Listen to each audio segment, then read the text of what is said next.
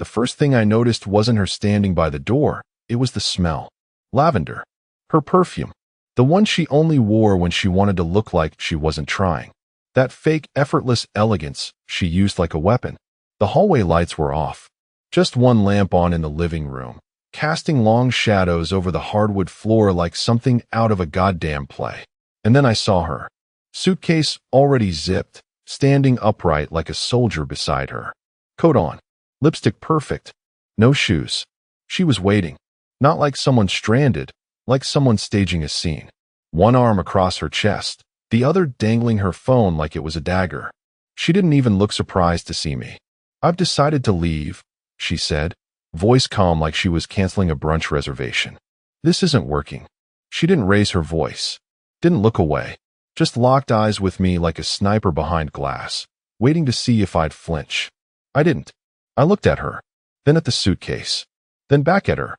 I didn't ask where she was going, or who was waiting. I didn't ask if this was really about the fight last Tuesday, or the way I'd stopped filling in the silence with stupid apologies. I didn't ask if she was finally admitting what we both knew, but never said out loud. I just said, "Okay." And I swear to God, that was the first time I saw a crack. Not in her voice, but in the set of her jaw. Her mouth opened just slightly, like a cue had been missed. She expected something. Anger. Desperation. A stupid little why. She wanted blood in the water. Something she could label toxic later. But I gave her nothing. I hung my coat on the hook, walked into the kitchen, poured myself a glass of water. My keys clinked against the counter, and I took a slow sip, watching her from the corner of my eye like she was some wildlife that might spook if I moved too fast. "You're not going to say anything?" she asked, finally, her voice a degree sharper. I shrugged. "You just did." And that's when she blinked. Once. Slow. The air between us stretched, pulled, and twisted into something neither of us could name. She wanted a war. I offered her an exit. But I already knew this wasn't a beginning for her. It was the end she hadn't prepared for. She tried to recover. "I'll be staying with friends for now," she said, like that clarified something. Like that made it noble. Clean. Not some orchestrated vanishing act with soft landings and backup plans. Friends. The kind with guest bedrooms and strong shoulders. I didn't ask which friend. I already knew. I walked right past her, so close I could smell her conditioner, citrus and mint, the one she started using around the time she stopped touching me. My hand hit the deadbolt. Click.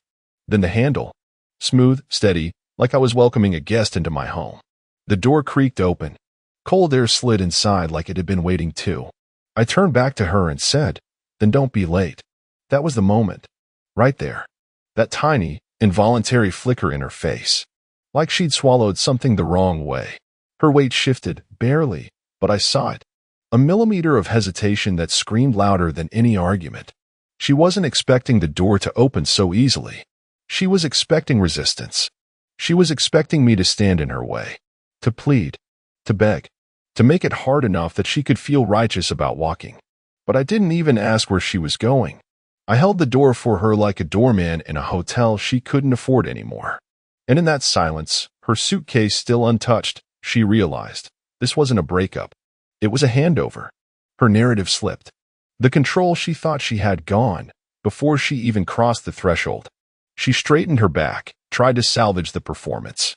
"This doesn't have to be ugly," she added, tone laced with artificial warmth. "We can handle this like adults." I nodded once, slowly. "Sure. Adults." I didn't move from the door. She looked down at her suitcase, but didn't touch it. I swear to you, if she had turned around right then, if she had said anything remotely human, I might have hesitated. But all she did was square her shoulders like she was walking into a boardroom, not out of a life. She still thought she was in control. She still thought this was her leaving me. She had no idea. She finally grabbed the handle of the suitcase like it meant something. Rolled it forward with that smug, gliding calm she weaponized in every argument we ever had. It wasn't just a walkout, it was a performance. Her chin high, spine straight, like she was walking away from a bad investment with perfect timing. She took 2 steps across the threshold. And that's when I said it. 1 second. Her head turned just slightly, enough for me to see her eyebrow twitch. She stopped mid-step, heel still touching the inside of the house, toe just barely brushing the porch. The most delicate hesitation. I walked back into the kitchen. I didn't rush. No drama. No monologue. No shaking hands. Just calm, deliberate motion, like this had been waiting for its moment. Like I'd circled a date on a calendar, and now it was here. On the counter, half buried under a grocery list and a set of keys she no longer owned, was a sealed envelope. Heavy stock paper. Black ink on the front. Her full name, written the way she signs checks when she's trying to look important. Rebecca Lynn Halpern. I picked it up, walked back to the door, and handed it to her like it was just mail the postman dropped off. "You'll want to read that tonight," I said, not looking her in the eye, not even using a tone. Just a fact, like, it's going to rain tomorrow. She didn't take it right away. That was the first visible crack, because she didn't know what it was, and that scared her more than anything. She liked to know. She needed to control the variables, hold the steering wheel with both hands, even when she pretended to be passive. But the envelope was opaque, thick, and she could feel the weight of it in my voice. When she finally took it, she held it like something might crawl out of it. She tried to hide the tremble with a tight grip, but I noticed. Her fingers locked in, a little too tight. The paper wrinkled slightly at the corners. "What is this?" she asked, feigning neutrality. Like we were co-workers, and I'd just handed her a surprise audit report. I didn't answer, just stepped back and nodded toward the door. "You've got a cab waiting." She looked down the driveway. Of course she did, because she was trying to convince herself this was still her script. But she hadn't written the next page. And deep down, she felt it. That envelope burned her fingers like it carried truth. And it did. 3 pages. 3 layers. 3 cuts. She stepped out the door, finally, suitcase and envelope in opposite hands. One full of her illusions, the other full of reality. I didn't say goodbye. I didn't close the door behind her. I just watched her walk to the car, knowing exactly when she'd open it. Because I knew her better than she ever knew me. She played chess with mirrors, but I'd already cleared the board. The cab smelled like vanilla-scented desperation. Some cheap air freshener swinging from the rearview mirror, trying to cover up years of smoke and regret baked into the upholstery. Rebecca slid into the back seat without a word, suitcase thudding beside her like deadweight. The driver asked, "Where to?" She hesitated. "Downtown," she muttered. "The lofts. Corner of 8th. I watched from the window, just a silhouette behind glass, as the car pulled away into the dark. She didn't look back. Of course she didn't. That would have required doubt. But I knew her better than she wanted me to. I knew she wouldn't wait. Not even till she got to the apartment.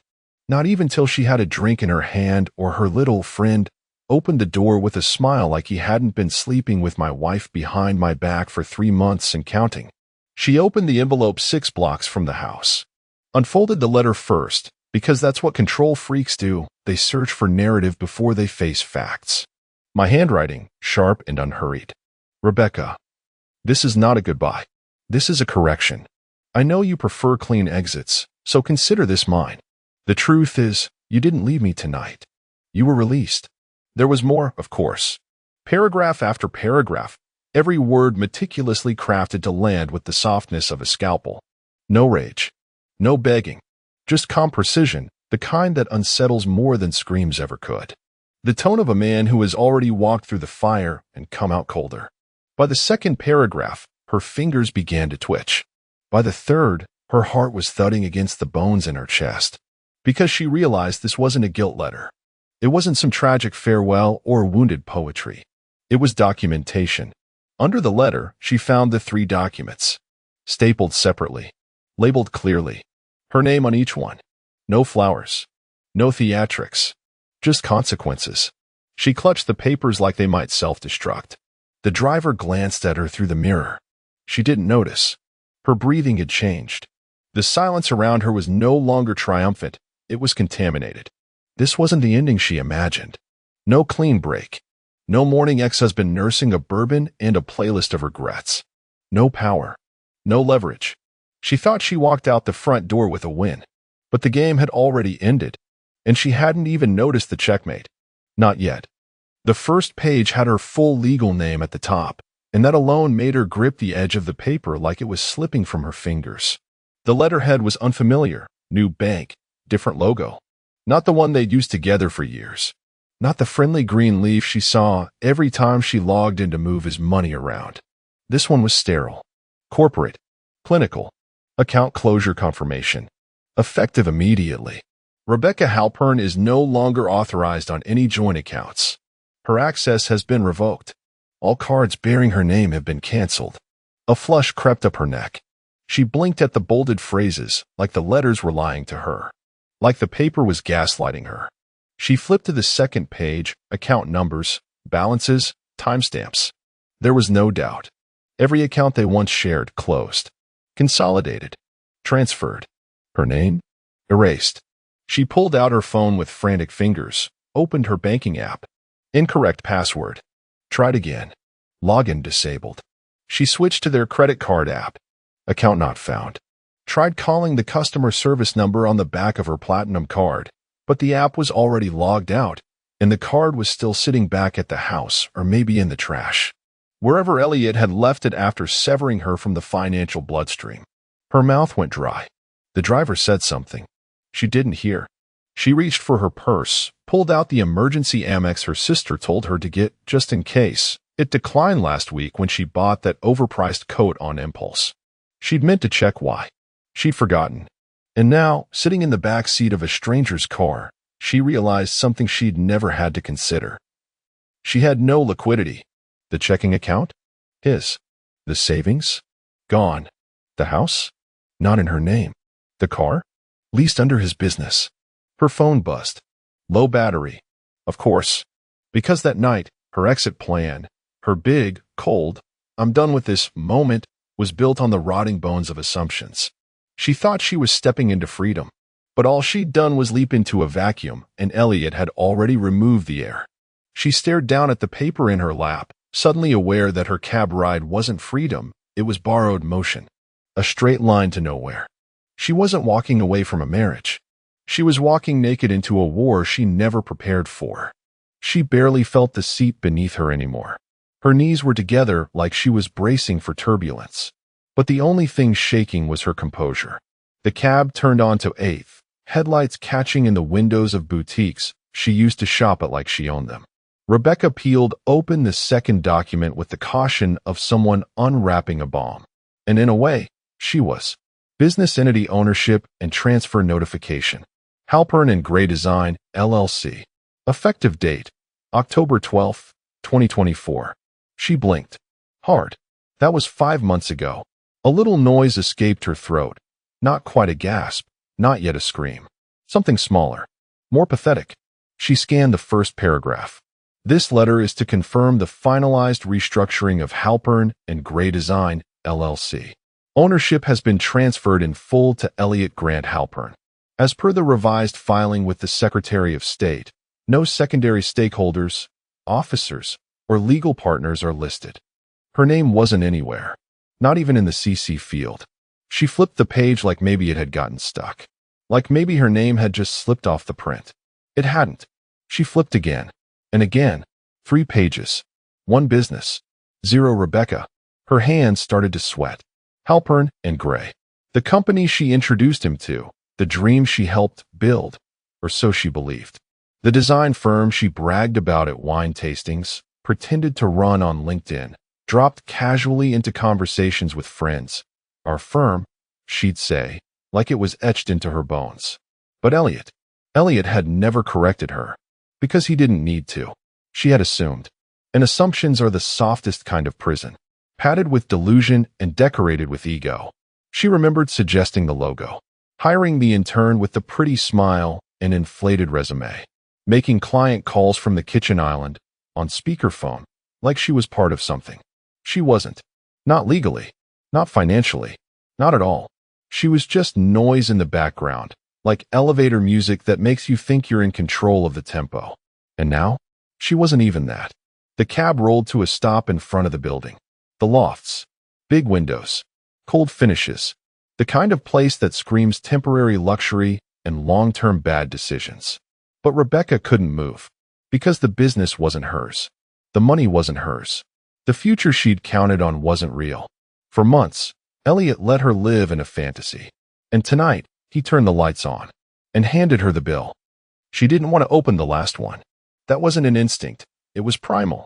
Her fingers hovered above the edge like it was hot metal, like the truth inside could burn through her skin. Because some part of her, quiet, terrified, still pretending to be rational, already knew. Rebecca tore the seal anyway. Slowly. Like peeling off a bandage that's fused with the wound. The letterhead was brutal. Legal declaration of debt liability and authorization withdrawal. No logo. No comfort. Just black ink and finality. She read the first line and felt something shift in her chest. Effective March 6, 2025, I, Elliot Grant Halpern, formally revoke any and all personal guarantees, joint signatory status, or assumed liability associated with debts acquired by Rebecca Lynn Halpern. Her ears started ringing, including, but not limited to, personal loans, credit instruments, and revolving lines of credit initiated without full disclosure and consent. She grabbed her phone, hands trembling, and flipped to her hidden finance folder, the one she renamed Groceries, so he'd never notice it. Opened her private lender's app. Denied. Login blocked. She tried another, deactivated. And that's when it landed. He knew. The loan she took out last November, $47,000 under his name, using information she wasn't supposed to have. She told herself she'd pay it back before he noticed. Told herself it was temporary. Told herself it was owed, after everything she'd tolerated. Elliot had smiled at her that whole month. Kissed her goodnight. Made her coffee. Carried on like everything was fine, while watching her forge her own noose. And now he'd yanked away the anchor. The letter was airtight. Drafted by a lawyer with the moral flexibility of a butcher. It stated dates, times, attached notarized statements, proof of when he learned about the debt. Proof of how he had waited, methodically, until the moment she was no longer his legal concern. He'd removed himself from the blast radius and left her holding the detonator. It was elegant, clean, legal, and unforgiving. She remembered the first time she tested him, years ago.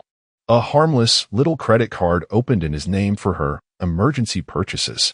He found out. Said nothing. Let it slide. She thought that was weakness. But it was memory. Elliot was never the guy to blow up. He was the guy who waited with a pin.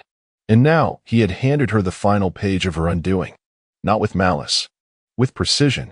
She stared at the signature at the bottom, his, dated, witnessed, and suddenly the streetlights outside seemed colder. She was no longer married. No longer a business partner. No longer insulated.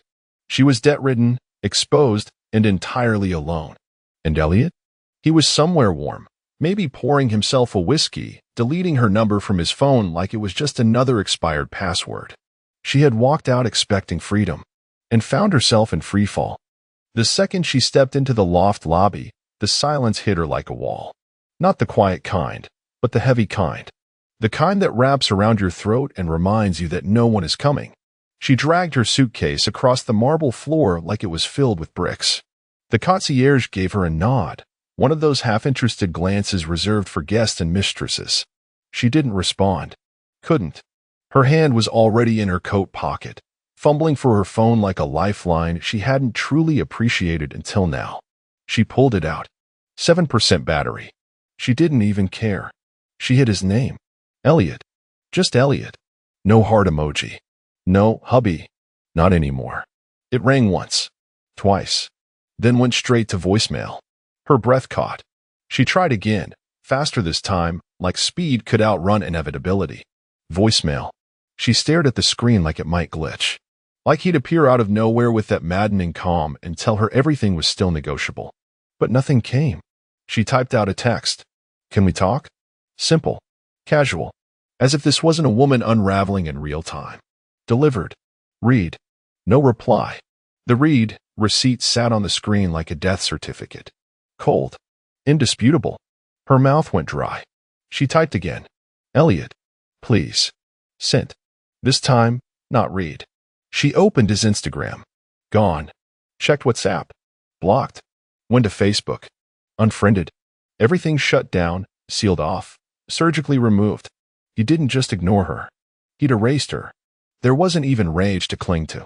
No yelling, no accusations, no final fight where she could scream and call him heartless and make it his fault. Just absence. She sank onto the faux leather lobby couch, back stiff, coat still on. The documents trembled in her lap. Her phone dropped beside her like a dying fish. The man she left an hour ago was gone, not crying, not chasing, not waiting with arms crossed and fury in his eyes. He had already left her. Months ago. Tonight wasn't a betrayal. It was a reveal. And now, in this dead lobby filled with designer silence and artificial light, Rebecca realized the one thing that terrified her more than losing him. He didn't care anymore. Not enough to fight. Not enough to reply. Not even enough to hate her. She was out. And she was on her own. The morning after Rebecca left, Elliot didn't sleep in. He woke up at 6:17 like always, not because of habit, but because his body finally had permission to follow through on what his mind had known for months. The war was over, and he'd won without ever firing a shot. The bedroom was still. Her side of the bed was flat, untouched, like a placeholder in a novel you never finished reading. He stared at it for a moment, not with longing, not with regret, but with the quiet awareness you feel when you walk past a room that used to be useful. He made coffee. Black. No almond milk. No passive-aggressive note on the fridge reminding him to stop buying chemical creamer. No scent of hairspray choking up the bathroom. Just steam rising from a mug and silence, pure, intact, earned. The first call he made was to a new CPA. Let's consolidate everything, he said. Business, personal, clean slate. And don't send anything to the house. Email only. Then his lawyer. Draw up a final separation agreement, he said calmly. She'll contest. Let her. I've got documentation for every account she touched. Then the leasing agent. Yes, the loft on Riverview. No, not for me. It's for a friend who'll need a place when her credit gets nuked. He didn't laugh when he said it. He didn't feel anything when he said it. Because Elliot wasn't celebrating. He was reclaiming. She took the drama with her. The performative sighs. The strategic affection. The constant games of emotional chicken she played every time she sensed boredom in the air. He didn't miss her. He missed the version of himself that used to wonder if he was the problem. And now, standing in his kitchen with a clean granite counter and a bank notification confirming the final account closure, he felt something close to peace. But not soft peace. Not flowers and daylight peace. The kind of peace that comes after a fire. That week, Elliot switched gyms. New one downtown, less mirrors, more sweat. He threw away the wine glasses she picked out from that overpriced boutique. Dropped off a box of her scarves and old candles at the local donation center without a second glance. Took the dog for a walk through the long trail she always avoided because bugs made her anxious. He didn't call anyone to explain. He didn't post vague quotes on social media. He didn't chase closure. He just lived. Like a man who had finished burying a ghost. And somewhere across town, in a borrowed apartment that reeked of someone else's cologne, Rebecca was probably still trying to text a man who had finally realized the most liberating thing in the world. He didn't owe her a damn thing anymore. It was a Tuesday, mid-October. Rain slicked the city in gray, and Elliot had been sitting alone in the corner booth of Larkspur Cafe, stirring a lukewarm espresso, halfway through pretending to work. Ashley slid into the seat across from him without asking, coat dripping, expression tight. She didn't say hi. She didn't even sit like someone with good news. I shouldn't be here, she said, glancing over her shoulder. He arched an eyebrow. Then go. I'm serious, Elliot. So am I. Ashley leaned forward and dropped the filter. All pretense gone. She's planning to drain you and leave. It was like someone pulled the emergency brake on reality. Not a crash. Just that long, screeching moment where everything tilts. He said nothing. Ashley took it as permission. She's been opening accounts. Private ones. I didn't want to get involved, but I saw her signature on something she left at my place. A credit line. In your name. Elliot stayed still. Every muscle. Every eyelash. I asked her about it. Ashley continued, voice lowering. She laughed. Said she was just being smart. That she was tired of waiting for you to screw up first. Said she wanted insurance. Elliot exhaled slowly. And Ashley wasn't finished. She told me last week, after the holidays, she was going to file. Move in with someone else. A guy she actually respects. Her words. Not mine. Still, Elliot didn't speak. Ashley looked down. I don't even know why I'm telling you this. I guess.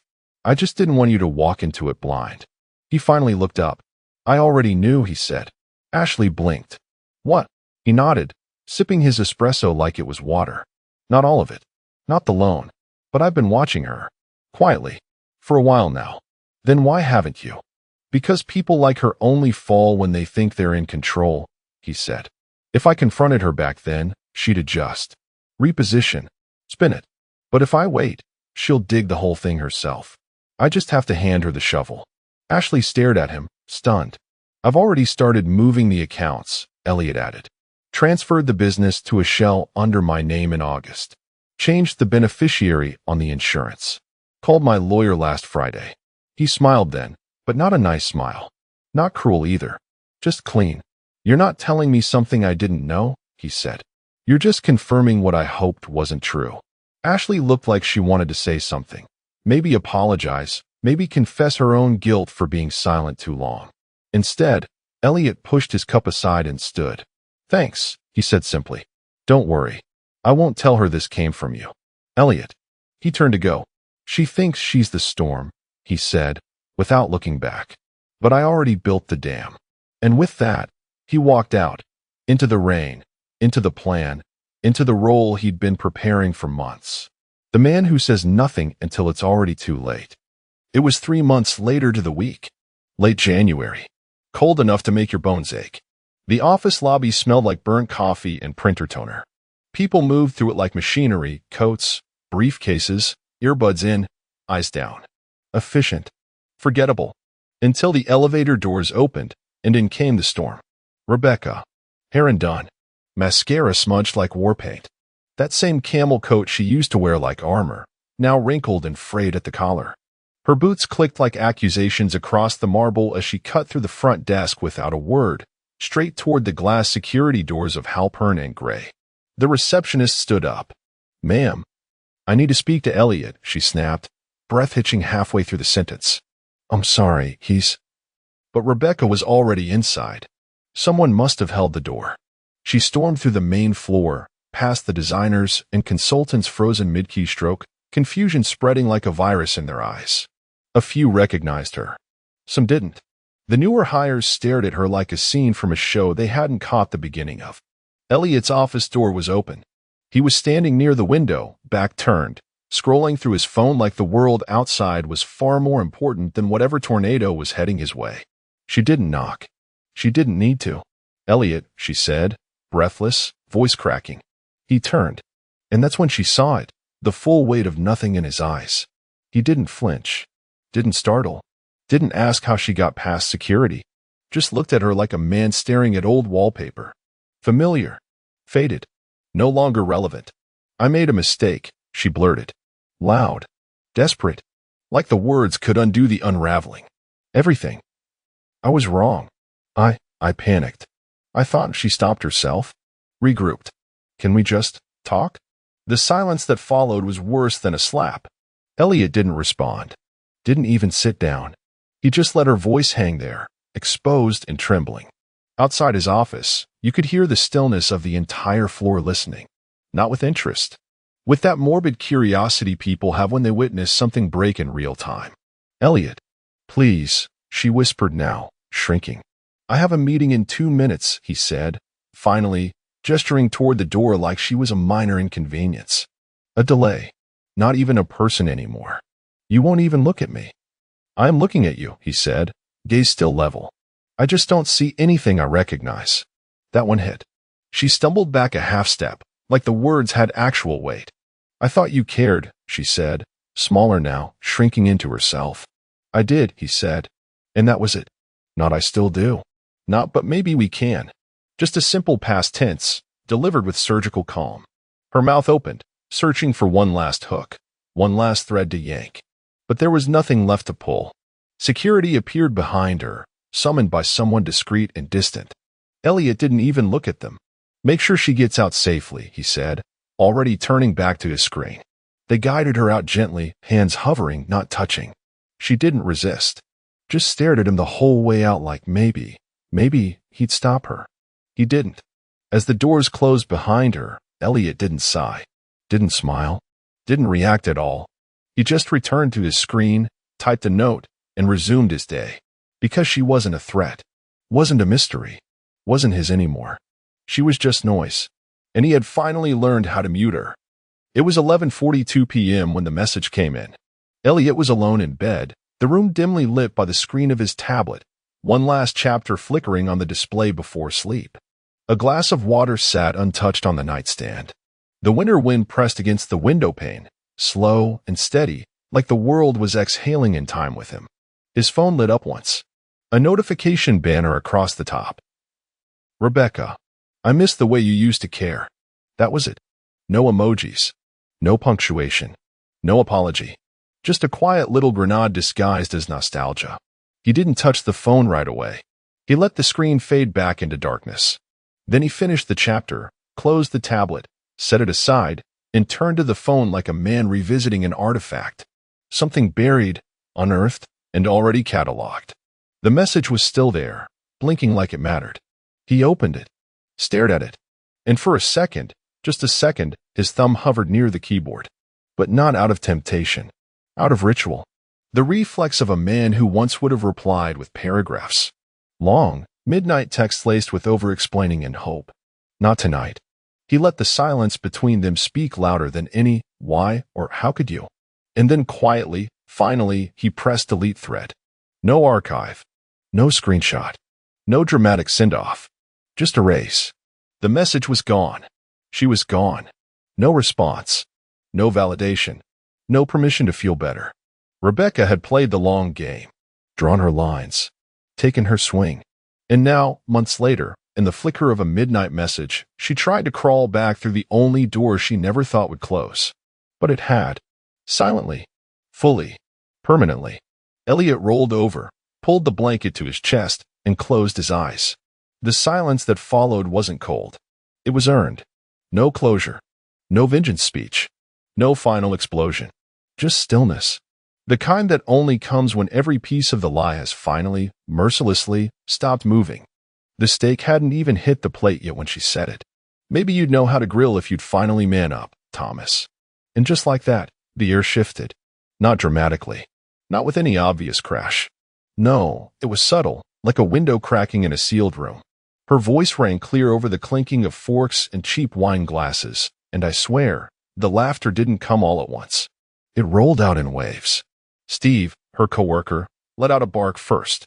Then Lisa followed with her, "Oh my God, Megan," giggle. Even Carol, who always pretends to be the neutral one, snorted into her Chardonnay. I smiled. I smiled like a man who didn't just watch his wife strip him bare in front of their guests. Like it didn't burn that she said it in the exact tone she once used to flirt, back when her jabs were playful, private, and came with kisses on the neck after. No, it was just a punchline. I was the punchline. So I laughed. I handed Steve another burger, made a joke about turning in my man card, and wiped my hands on the towel I kept slung over my shoulder. The same one I used at the station, back when I ran into burning buildings and dragged strangers out by the collar. That towel had wiped ash off my face and blood off my gloves. Tonight, it wiped off burger grease, and whatever dignity I had left clinging to my fingertips. No one noticed when I stopped eating, or when I started counting the drinks everyone had, or how my phone stayed in my pocket the entire night, screen dark, volume off. I wasn't sulking. I was observing. Megan gets theatrical when she drinks. Her voice rises half a pitch, and she starts tossing words like knives with sugar on the tip. By the time dessert came out, some oversweet store cake she passed off as homemade, she was already deep into her second bottle and using my name like a prop. Thomas doesn't mind. Right, honey? Smile. Nod. Grip the wine glass a little tighter. The stem felt like it might snap in my fingers, but I didn't. Later, while she and Lisa sat in the hot tub whispering about something stupid, probably my grilling skills, I walked into the bedroom, closed the door gently, and knelt down in front of our safe. The keypad stuck a little on the 4, like it always did. I punched in the code, listened to the quiet thunk of metal unlocking, and opened it. She never noticed I'd added something to the safe a year ago. A small black lockbox. It didn't look like much. No labels, no engravings. Just matte plastic with a thumbprint reader on the front. Inside were 5 things. A USB stick. A small flash drive key. A handwritten letter. 2 passport photos. And an old, laminated membership card. The USB was the one that mattered most. It wasn't labeled, but I knew exactly what was on it. Scans of all our joint accounts. Business licenses. Her email inbox, from back when she logged into her accounts on our shared desktop and never logged out. It wasn't snooping. It was survival. Because I'd seen the way she looked at me lately. The rolled eyes. The barely there kisses. The mockery passed off as teasing. The key opened a P.O. box I'd set up 3 towns over. The photos were for a license renewal I never told her about. And the membership card? That was for a quiet little gym on the edge of town. One with no frills. No mirrors. Just iron, sweat, and silence. I'd started going again 6 months ago, after she laughed at the way my shirt clung to my stomach while I mowed the lawn. I plugged the USB into the laptop she never used. Not the main one. An old beater I kept in the basement under a box of Christmas lights. It booted slow, wheezing like an old dog, but it worked. And when it did, I logged into an account she forgot ever existed. It was one we used to open together, a side hustle that went nowhere. Only I kept it open, quietly funneled in some spare cash here and there. Over the years, it added up. She once joked that I wouldn't know how to function without her. That I'd probably die in a pile of takeout containers and mismatched socks. I didn't argue. I let her believe it. I let her believe everything. Because the more she talked, the more she revealed what she thought of me. And the less I said, the more she forgot who she was dealing with. That night, after everyone left and she passed out on the couch, half sunk into a wine coma, I stood over her for a moment, watched the flickering TV reflect in her half-open mouth. I didn't feel anger, not even sadness, just certainty. I walked back to the bedroom, pulled out my bag from the closet, the same one I used during deployments for wildfire season, and quietly packed. 2 changes of clothes, toiletries, my father's watch, the lockbox, the towel. By morning, I'd be gone. The coffee was already cold by the time Megan shuffled into the kitchen. It was 7:12 a.m. Thomas always made it fresh at 6:30. Like clockwork. Black. No sugar. 2 mugs. One for him. One for her with the creamer she always forgot to buy, which meant he always had a backup stashed behind the flour. But this morning, the silence hit different. It wasn't lazy Sunday quiet. It was off. Too clean. Too still. She reached for her mug and paused. It sat exactly where it always did, on the edge of the counter, handle turned out. But next to it was a folded sheet of paper. Her name wasn't on it. No dramatic signature. Just 7 typed words. Taking some time. Don't wait up. She blinked, waiting for it to change meaning in her head. It didn't. Just sat there like a paper cut waiting to sting. At first, she laughed. Actually laughed. Out loud, sharp. "Oh, come on. Thomas," she muttered, reaching for her phone. She shot off a quick text. "Okay, drama king. Hope you remembered your pills." Then another, 5 minutes later. "Where are you even going? Your brother called?" And another. "This isn't funny." She stopped counting after 12. Tried calling twice. Straight to voicemail. Not even a ring. She glanced outside. His truck was gone. Of course it is, she thought. He's just hiding out at the cabin like a sulky teenager. The one they barely used anymore, tucked up past Mill Creek. She rolled her eyes and poured herself the stale coffee anyway. By 10 a.m., she'd convinced herself this was about the dinner. He was embarrassed. Fine. She'd let him sulk for a day. Maybe 2. Then he'd be back, hungry, sheepish, pretending none of it happened, like always. Megan knew the routine. He'd return with that same tight-lipped smile, that half-nod apology, that stupid habit of changing the subject. And she'd throw in a jab, make him squirm a bit. Then everything would be normal again. Only, by 2 p.m., the unease had started. She texted Thomas's brother, Greg. Casual tone. "Hey, just checking, did Thomas crash with you?" The response came 10 minutes later. "Haven't heard from him. Everything okay?" She didn't reply. She called the cabin next. No answer. Which wasn't surprising. The signal was garbage up there. But something in her stomach tensed. She knew Thomas.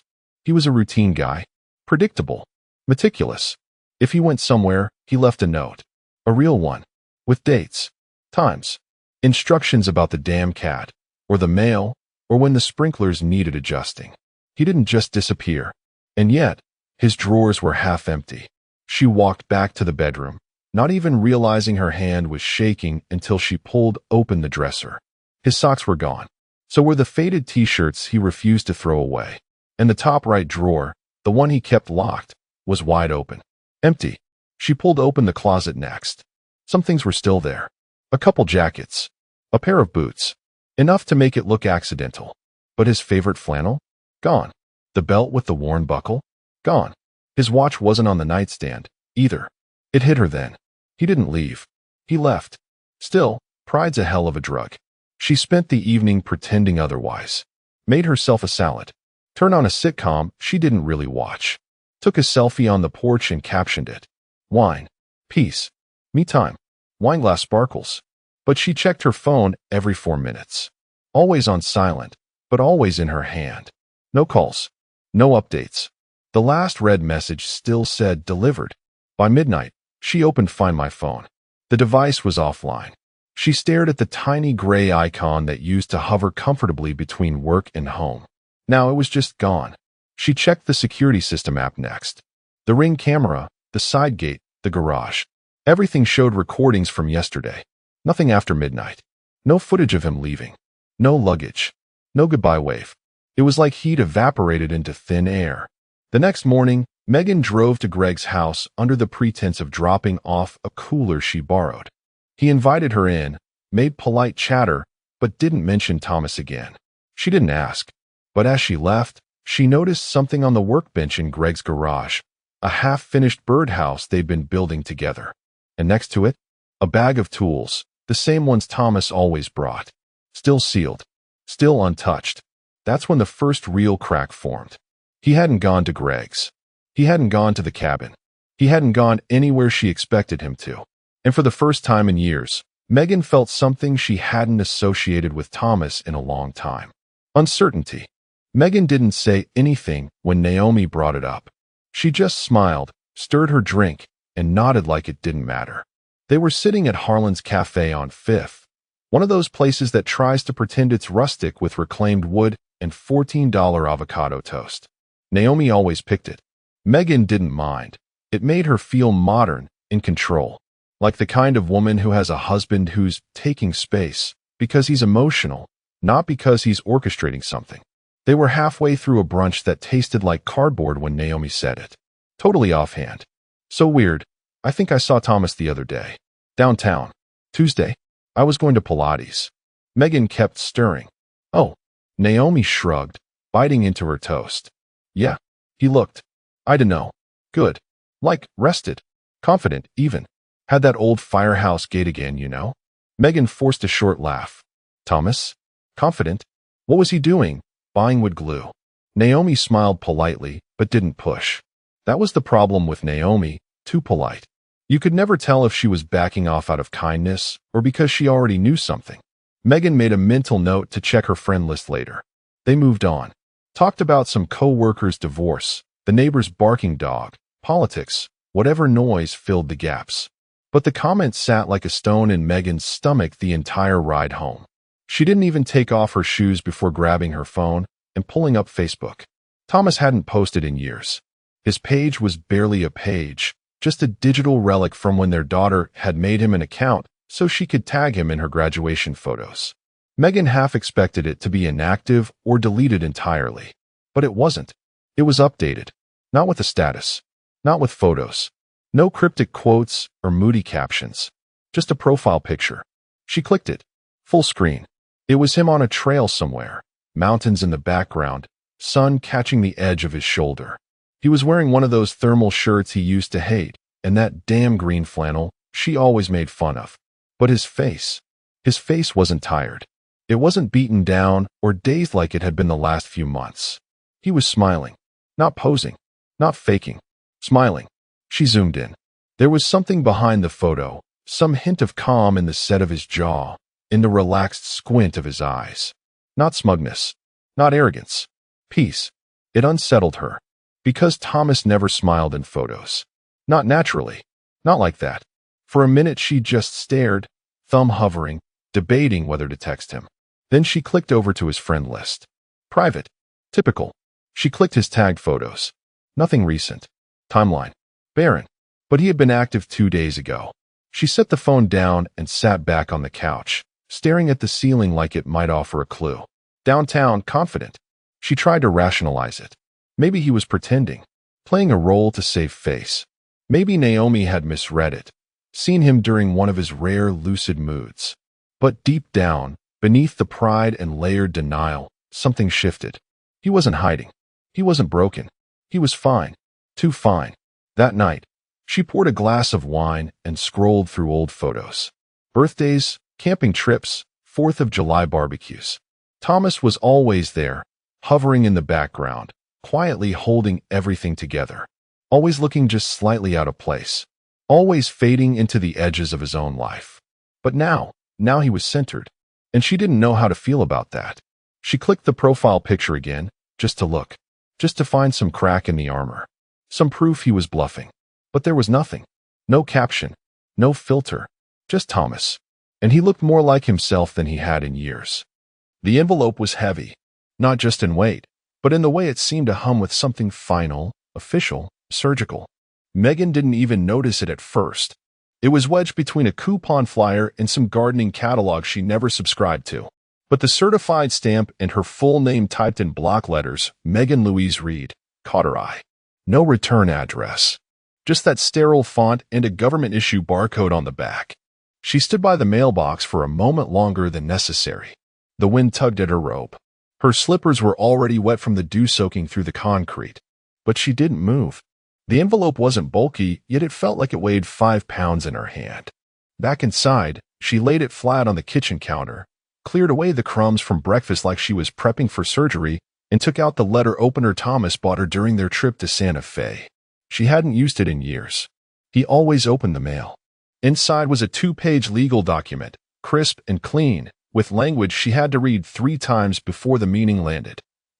Thomas had transferred ownership of the joint investment property, the cabin, the land parcel, and one of the accounts, into an irrevocable trust. The date? April 3rd. 3 months before the dinner. Her hand went cold. Her breath caught in her throat. April 3rd was a week before their anniversary. That same week, he'd asked her if she wanted to head up to the cabin for a few days. She'd brushed him off, said she was too busy. That was also the week she laughed when he said he was thinking about getting back into woodworking. This again, she'd said. What is it this time, Thomas? Birdhouses or emotional fulfillment? Now the memory landed like a slap. She flipped to the second page. There was the trust's name, the Cedar Ridge Trust. Thomas always liked that name. Said it sounded stable, rooted. And under trustee, there was a name she didn't recognize. Some attorney based in Colorado Springs.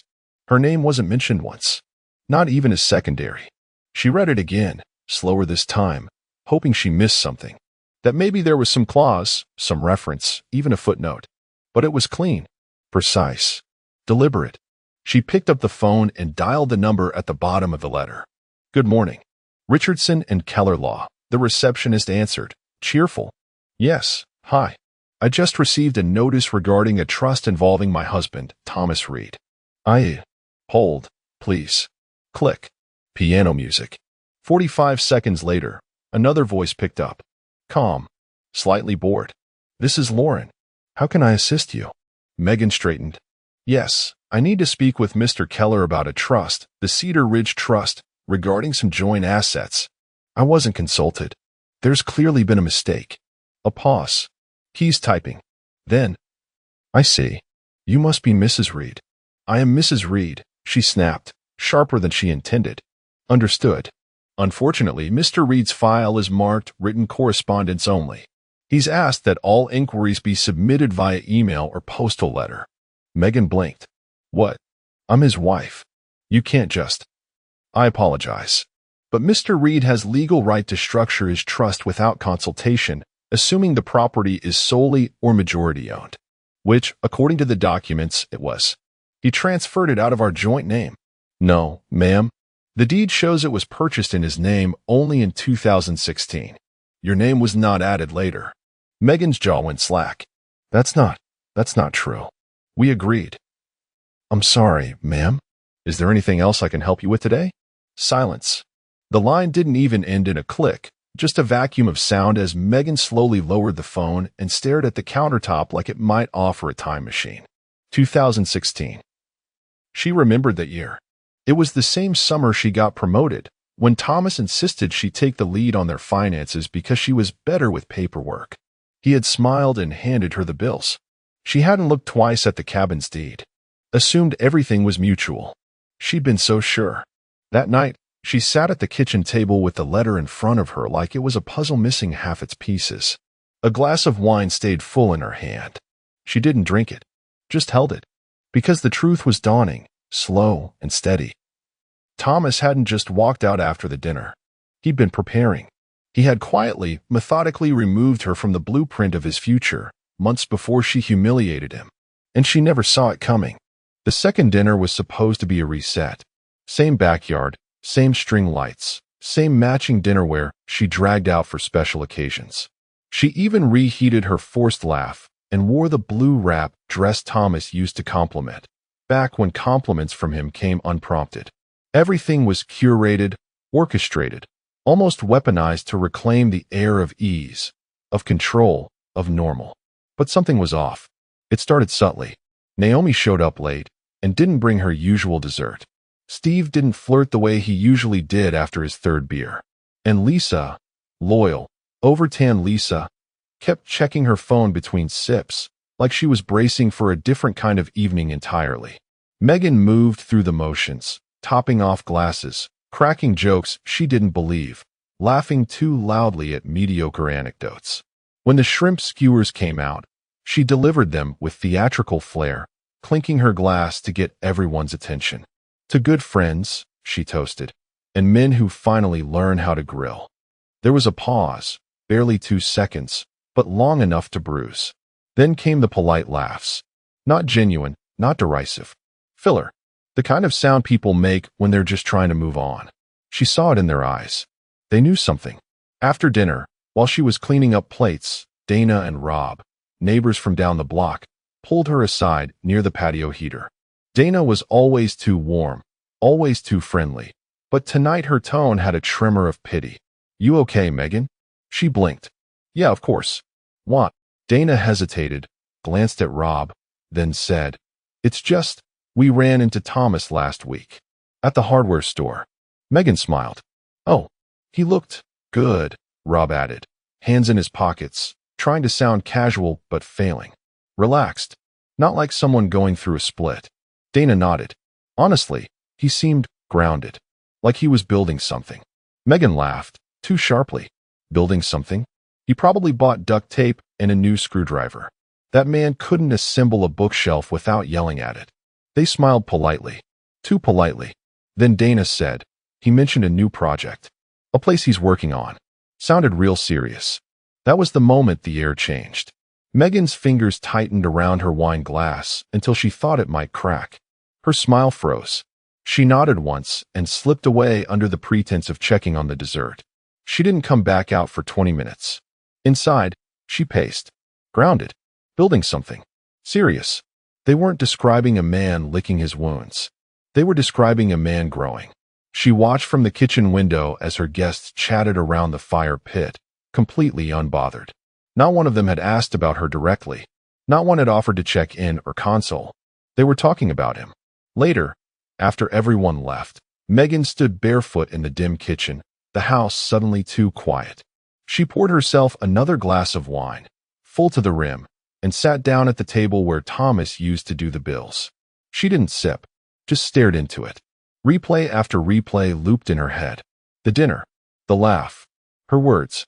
"Maybe you'd know how to grill if you'd finally man up." At the time, she thought it was funny. Thought he knew her well enough to get the joke. That he'd laugh along like he always did, and then crawl back into the role she kept for him. Soft, obedient, dependable. But now, with her guests gone and the house echoing, that line didn't sound clever anymore. It sounded cruel, lazy, like someone who thought they'd never face consequences because they were so used to being forgiven. Megan set the glass down. Hard. It spilled over slightly, a thin red line trailing down the stem. She stood, walked to the hallway, and opened the closet. His coat wasn't there. Neither were his boots. And suddenly, The silence wasn't peace, it was absence. Thomas wasn't sulking. He was thriving, and she had no idea where the hell that left her.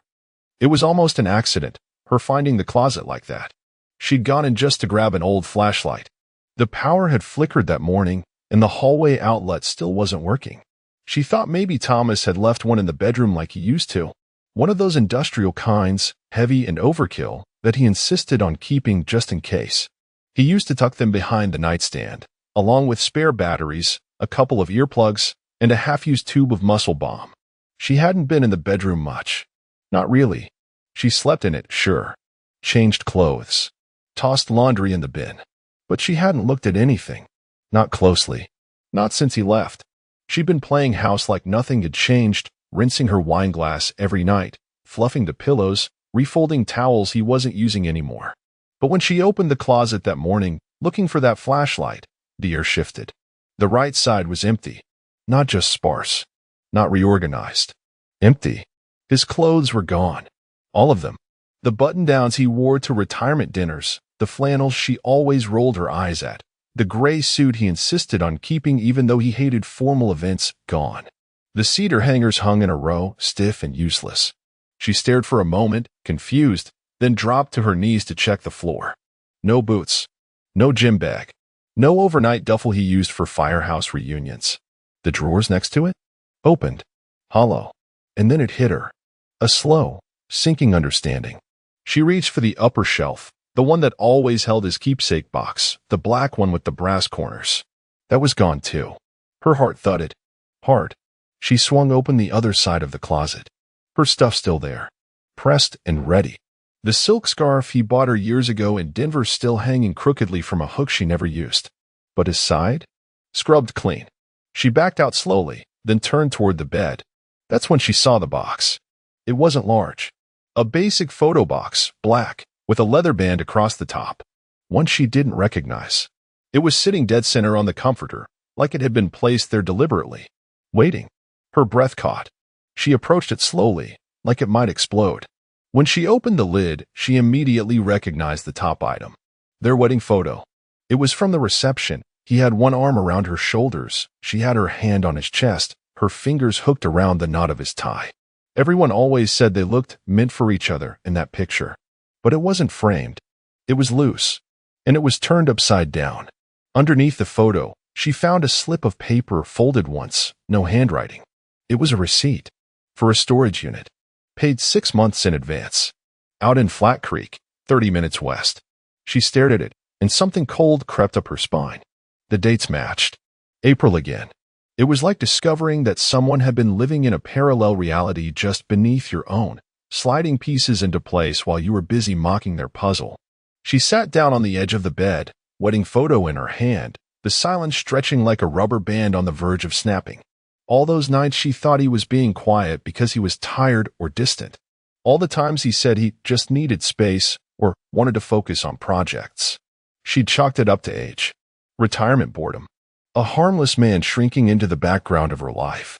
But he hadn't been shrinking. He'd been disentangling. Thomas had peeled himself out of their shared life with the precision of a surgeon. He hadn't slammed a door or screamed or begged. He had simply removed himself, one sock, one photograph, one memory at a time. And now, standing in their bedroom, she realized the space he left behind wasn't temporary. It was a vacuum. He had gone through their life like a man packing for good, not a tantrum, not a dramatic exit, but like someone who had already processed the grief. And what made it worse was the knowledge that he had done it right under her nose. She didn't even know where he slept at night after the dinner. She didn't know where he ate, or what kind of toothpaste he kept now, or if he still walked with the same slight limp when it rained. She didn't know anything, except this. He'd left their wedding photo upside down. Not torn, not burned, just placed. Intentionally. And somehow, that hurt more than anything else.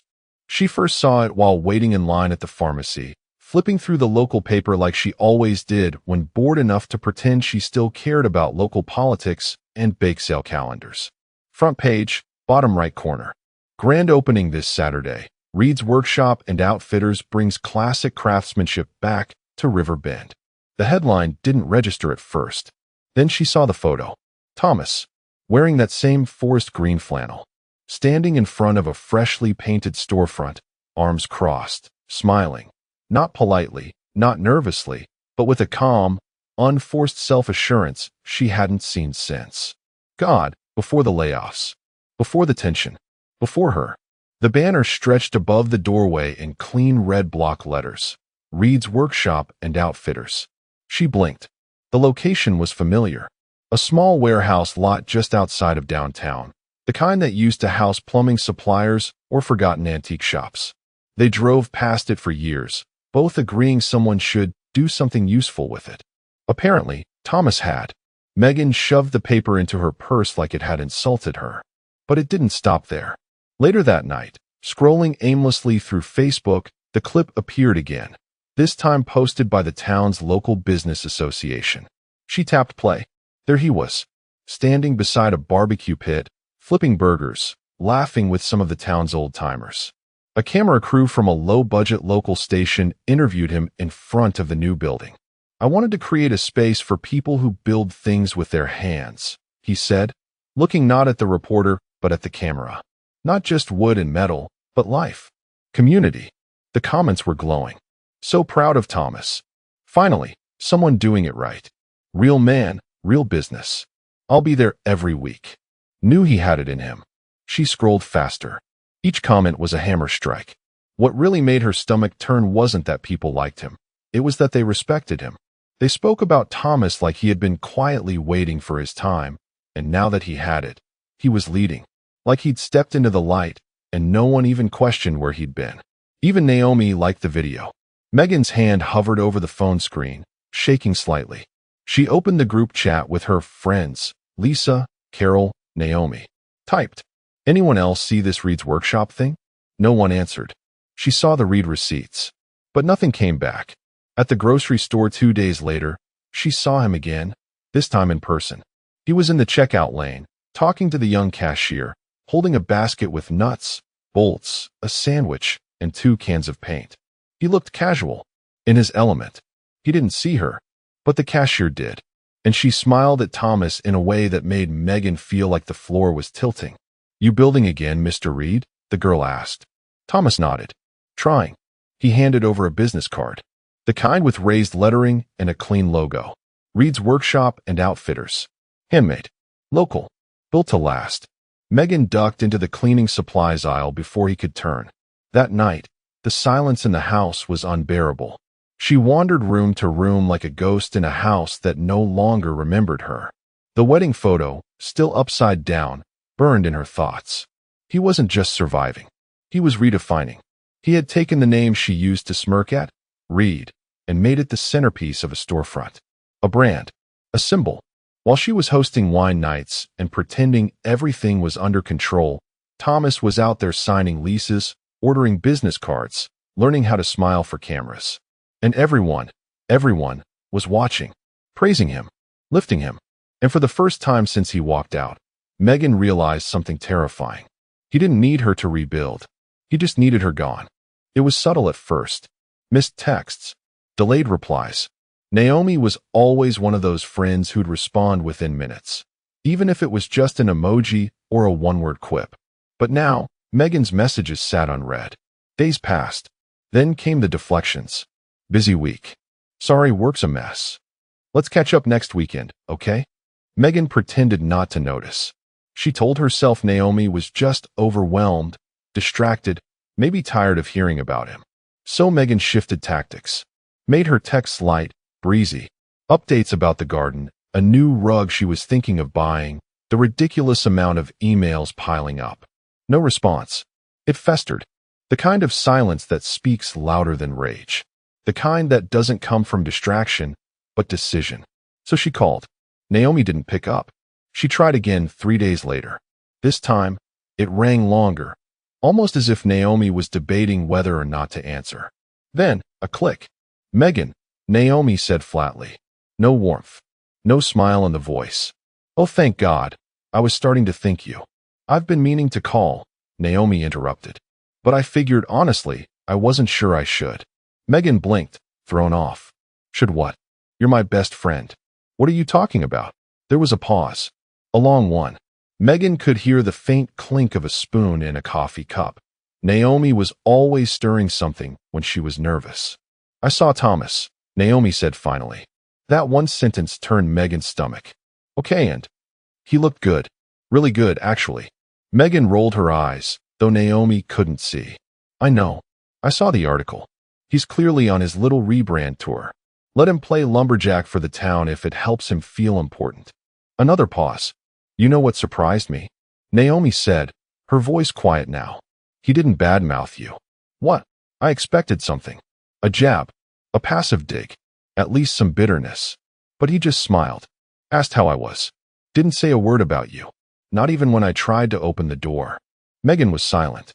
Naomi's voice grew firmer and colder. "You always said he wasn't strong enough for you. Too passive. Too slow. Too quiet. But I think you mistook quiet for weak." "Naomi, what are you even?" "I think," Naomi continued, "he just stopped holding your weight." The line went silent. Megan couldn't even find a word. That sentence knocked the air out of her more than any insult, any betrayal, any goodbye ever could. She had always believed Thomas needed her. That she was the engine, the planner, the one who kept the marriage afloat while he just existed. Fixed sinks. Overwatered the lawn. Burned toast. But Naomi's words spun her into a new truth. Thomas had been carrying her. And he let go. Naomi cleared her throat. "I'm sorry, Megan. I know this hurts. But I can't be your echo chamber right now." Click. The call ended. Megan stood in the center of her spotless kitchen, phone still pressed to her ear like it might come back to life and take it all back. The dishwasher hummed in the background. The wine glass on the counter was still half full. Her favorite candle burned uselessly on the windowsill. Outside, the world kept moving. Cars passed. A dog barked down the street. Inside, she cracked. Not with a scream. Not with a thrown plate or a dramatic monologue. Just a soundless collapse onto the cold tile floor. Her hands covering her face. Her body shaking in a way she hadn't felt since she was 22 and her father told her he wouldn't be at her wedding. Tears came fast. Ugly. Raw. Not just for Thomas, but for the lies she had told herself for years. That she was the one who kept things together. Turns out, Thomas had just been holding the foundation in place all this time. And she'd only noticed after the walls began to fall. It had been exactly 1 week. 7 days since she stood in that same backyard, wine in hand, laughing while Thomas was reduced to a punchline. 7 days since she turned a man into a caricature in front of their friends, expecting him to absorb it like always, silently, thanklessly. And now, she was alone. The house was still. Not peaceful, empty. The kind of stillness that presses against your ears until you start making noise just to prove you're not buried alive. She hadn't slept properly in days. Her appetite vanished sometime around the second unread text from Naomi. And though she told herself she was just waiting for the right moment to reach out to Thomas, deep down she knew he wasn't waiting at all. He was moving forward, and she was being left behind like an unpaid bill. That morning, she opened the door expecting nothing more than the mail, maybe the Amazon order she barely remembered placing. Instead, there it was. A plain, unmarked box. Square. Modest. No postage. No label. Just placed there, neatly, quietly, like a calling card. She stood frozen for a moment, her hands still on the doorframe, the wind pushing gently at the hem of her robe. The air was colder than expected for June. Or maybe she was colder. She bent down slowly, picked it up, and brought it inside. Her fingers hesitated on the edge of the tape. The last time she felt a chill like this was when the doctor said, "invasive cells." Inside the box was a single manila envelope. Thick paper. High quality. The kind of envelope Thomas used to store insurance documents and receipts for tools she never asked about. She pulled it open and slid the contents out onto the dining room table. A photograph. 8 by 10. Matte finish. Printed on professional grade paper. It was their dinner. That dinner.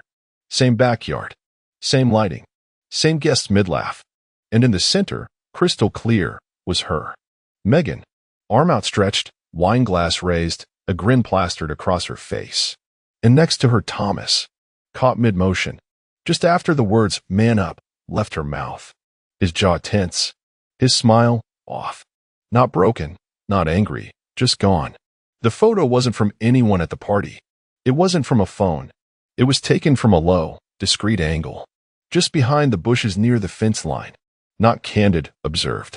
She flipped it over with trembling fingers. On the back, scrawled in Thomas's unmistakable handwriting, neat, deliberate, like every thought had been slowed to a crawl before landing, were 8 words. I hope it was worth the laugh. Her breath left her body all at once. She staggered backward, the photo still in her hand, and sank to her knees right there on the hardwood. It wasn't a threat. It wasn't a plea. It was a mirror, held up to the exact moment she traded a man's dignity for 10 seconds of approval from a table of people who now didn't even text her back. That photo, that moment, had been plucked from time and repackaged into a single, silent message. You made this joke. Now live in the punchline. She knelt there, the house dead around her, the only sound her own breath catching and hitching. Thomas hadn't ghosted her.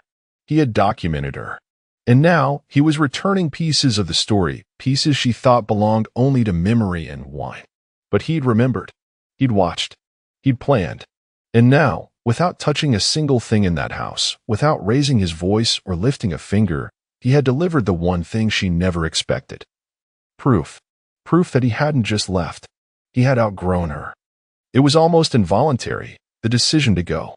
After the photograph, Megan hadn't slept. She lay awake in a house that no longer felt like hers, staring up at a ceiling fan that spun with useless precision, each blade cutting through the silence like a slow metronome of guilt. The photo sat on her nightstand like a loaded weapon. She hadn't put it away.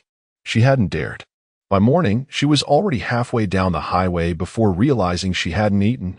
Her hands gripped the wheel tight enough to turn her knuckles white, but her mind played just one loop. He's still mine to explain. He'll hear me out. He has to. The sign came into view first, simple block letters on reclaimed wood. Reed's Workshop and Outfitters. The parking lot was fuller than she expected. Trucks. A couple of sedans. A bicycle. She slowed, but didn't stop. Her heart hammered so hard she thought she'd faint. And yet, she kept driving, looping the block before pulling into a space far from the door, like shame had assigned her the back row. When she stepped inside, the smell hit her first: cedar, varnish, something grilled wafting in through a back door. Voices. Laughter. Thomas was standing near the counter, surrounded by 5 or 6 people, men and women, younger and older. He had one hand resting on a display table he'd clearly built himself, the other gesturing casually as he spoke about grain density and finish types. He looked alive. Not in that brittle, performative way she remembered him being when their marriage still staggered through the motions, but solid, anchored. His shirt was rolled at the sleeves, arms dusted with sawdust, beard neatly trimmed. His laugh sounded like it belonged in this room. And next to him stood a woman, older, early 60s, maybe. Silver streaks in her black hair, sun-lined face, eyes soft and wise. She wasn't touching him. She didn't need to.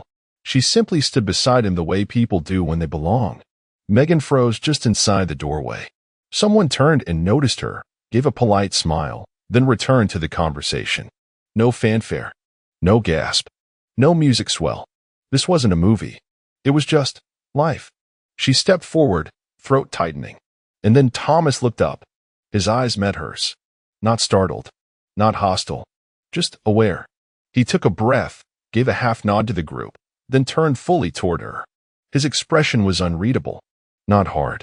Not kind. Neutral. Can I help you with something? He asked. 7 words. And they gutted her. Because they weren't cruel. They weren't laced with sarcasm or scorn. He didn't call her out. Didn't throw her words back at her. He didn't even acknowledge what she'd done. Because he didn't need to. This wasn't a battlefield. It wasn't a reconciliation. It wasn't even revenge. It was done. She opened her mouth to speak, but nothing came. Not even an apology. What could she say? I didn't mean it? Of course she had. She meant it enough to let others laugh. Meant it enough to never once look over her shoulder at the man quietly becoming a stranger. Thomas waited, polite, like a clerk with a line behind her. The woman beside him glanced at Megan, not with jealousy or judgment, but with quiet understanding. That's what broke her. Not the photo. Not the silence. Not the house she now returned to as a tenant of her own mistakes.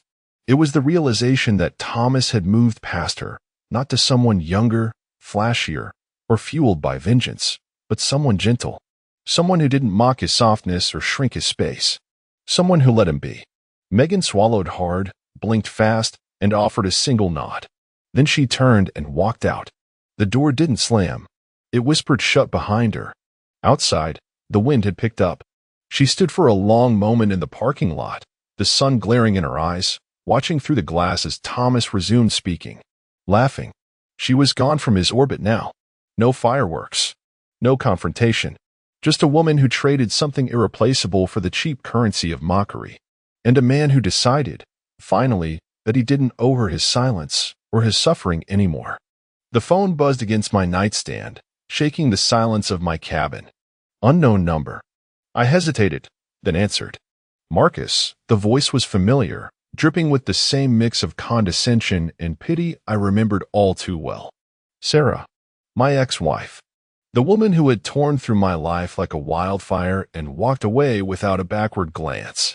My father is dying, she said, her voice catching in a way that might have fooled me once. He asked for you. I almost laughed. Judge Carter, the man who had looked down on me from the moment his daughter introduced me, the man who had once told me to my face that I was a waste of a good uniform, wanted to see me on his deathbed? After everything? Why? I asked, keeping my voice level. He didn't say, she replied quickly, too quickly. Just, if you still have a shred of decency, come. The line went dead before I could ask another question. I sat there, staring at the darkness outside my window, listening to the wind curl around the trees. Something wasn't right. 2 hours later, I was standing on the porch of the house Sarah had once begged me to build with my own 2 hands. The house we were supposed to grow old in. The house she abandoned when she decided my status wasn't enough for her anymore. She opened the door, arms crossed, a smirk already tugging at the corner of her lips. She looked good, polished, expensive, the kind of effortless wealth that had always been her real love. You came, she said, tilting her head. Didn't think you would. Neither did I muttered, stepping inside. The air smelled different. Not lived in. No lingering scent of old books and cigars from her father's study. No hint of the lemon polish the housekeeper used religiously. Just something sterile. Where's Carter? I asked. In a private clinic, she answered smoothly. He's been there for months. I frowned. So why call me now? She shrugged, leading me toward the sitting room. Last wishes, I guess. Sentimental old man. The way she said it was off. But then again, Sarah had never been sentimental about anything that didn't benefit her. Feel free to take a look around, she gestured lazily. Reminisce. I'll be in the kitchen. I didn't move until she was out of sight. Something was gnawing at me, an itch I couldn't scratch. If Carter had really wanted to see me, he would have reached out himself. He wasn't the type to let Sarah do his dirty work, not unless he had no other choice. I walked through the halls, the weight of the past pressing against me with every step. The study door was closed. I turned the handle. Unlocked. The room was untouched, except for the desk.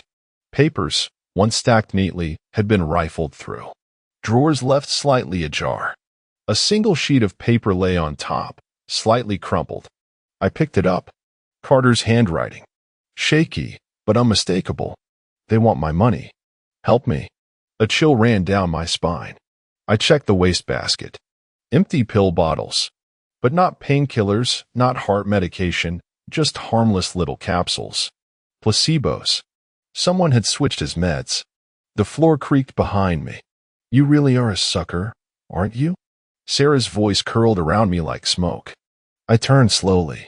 She leaned against the doorway, arms crossed, that same smirk on her face. You actually believed he wanted to see you? That he had some big deathbed confession? She laughed. He left you nothing, Marcus. Nothing but a sad little letter begging for help. I stayed silent, watching her, waiting. She tilted her head. That's why you'll always be a nobody. Because you still think honor and loyalty mean something. I smiled. A slow, knowing smile. Sarah thought she had already won. She had no idea what was coming. The clinic was the kind of place rich people sent their problems to disappear, tucked away behind tall iron gates, shrouded in pine trees, and staffed by people who asked no questions as long as the checks cleared. A place where a man like Judge Carter could be declared dying while still drawing breath. I'd seen enough high-security facilities in my time to know how to slip into one. A stolen ID badge, a set of scrubs 2 sizes too small, and a clipboard in my hand made me just another faceless worker in the system. The security guard at the entrance barely glanced at me as I strode through the halls, pretending I belonged. I followed the coordinates from Carter's note, weaving past private rooms filled with the silent suffering of the wealthy. Then I reached his room. I pushed open the door and stopped cold. Judge Carter wasn't dying. He was chained to the bed. His arms, thin but still strong, strained against the cuffs around his wrists. His face, once filled with arrogance, was pale with fury. His eyes locked onto mine, and for the first time in my life, I saw something I never expected from him. Relief. He swallowed hard, his voice barely a whisper. Sarah. She forged everything. My death, my will. She wants it all. Rage surged through me, hot and sharp. She wasn't just waiting for her father to die. She was making sure of it. How long have you been here? I asked. His fingers twitched. Weeks, months. I don't know. He let out a breath. I thought you'd never come. I clenched my jaw. Yeah, well, neither did she. His mouth twitched into something like a bitter smile. But before he could say more, the sound of footsteps echoed from the hallway. Damn it. I turned quickly, grabbing the small recorder from my pocket. I pressed record, tucked it beneath his mattress, and stepped back just as the door swung open. 2 men in black security uniforms filled the doorway, their hands hovering near their belts. Their eyes narrowed. Who the hell are you? The taller one asked. I let my face go slack, shifting into the dumb, vacant stare of an overworked orderly. A bed check. I held up my clipboard like a shield. The shorter one glanced at Carter, then back at me. Get out. Now. I nodded, forcing a nervous chuckle. Yeah, no problem. I turned to leave, but before the door shut, I caught one last look at Carter. His lips barely moved, but I read them clear as day. Get me out. I didn't nod. Didn't react, but he'd just given me my next mission, and I sure as hell wasn't going to fail. I don't believe in coincidences. Greg Hastings, Sarah's new husband, had smelled off from the second I laid eyes on him. A guy like that doesn't just show up in a family like hers without an agenda. And after what I saw in that clinic, I had no doubt he was part of it. So, I did what I do best. I started digging. 2 nights later, I was parked outside a high-end law firm downtown, watching Greg through my binoculars as he sipped whiskey in his corner office. His type was always predictable: expensive suits, perfect teeth, a smirk that made you want to break his jaw. I had already spent hours going through every scrap of information I could find on him. He had reinvented himself too many times for it to be clean. Name changes, suddenly dissolved firms, clients who either vanished or went bankrupt. The real break came when I ran his newest alias through an old contact in law enforcement. The reply came back with 3 words that sent a rush of satisfaction through me.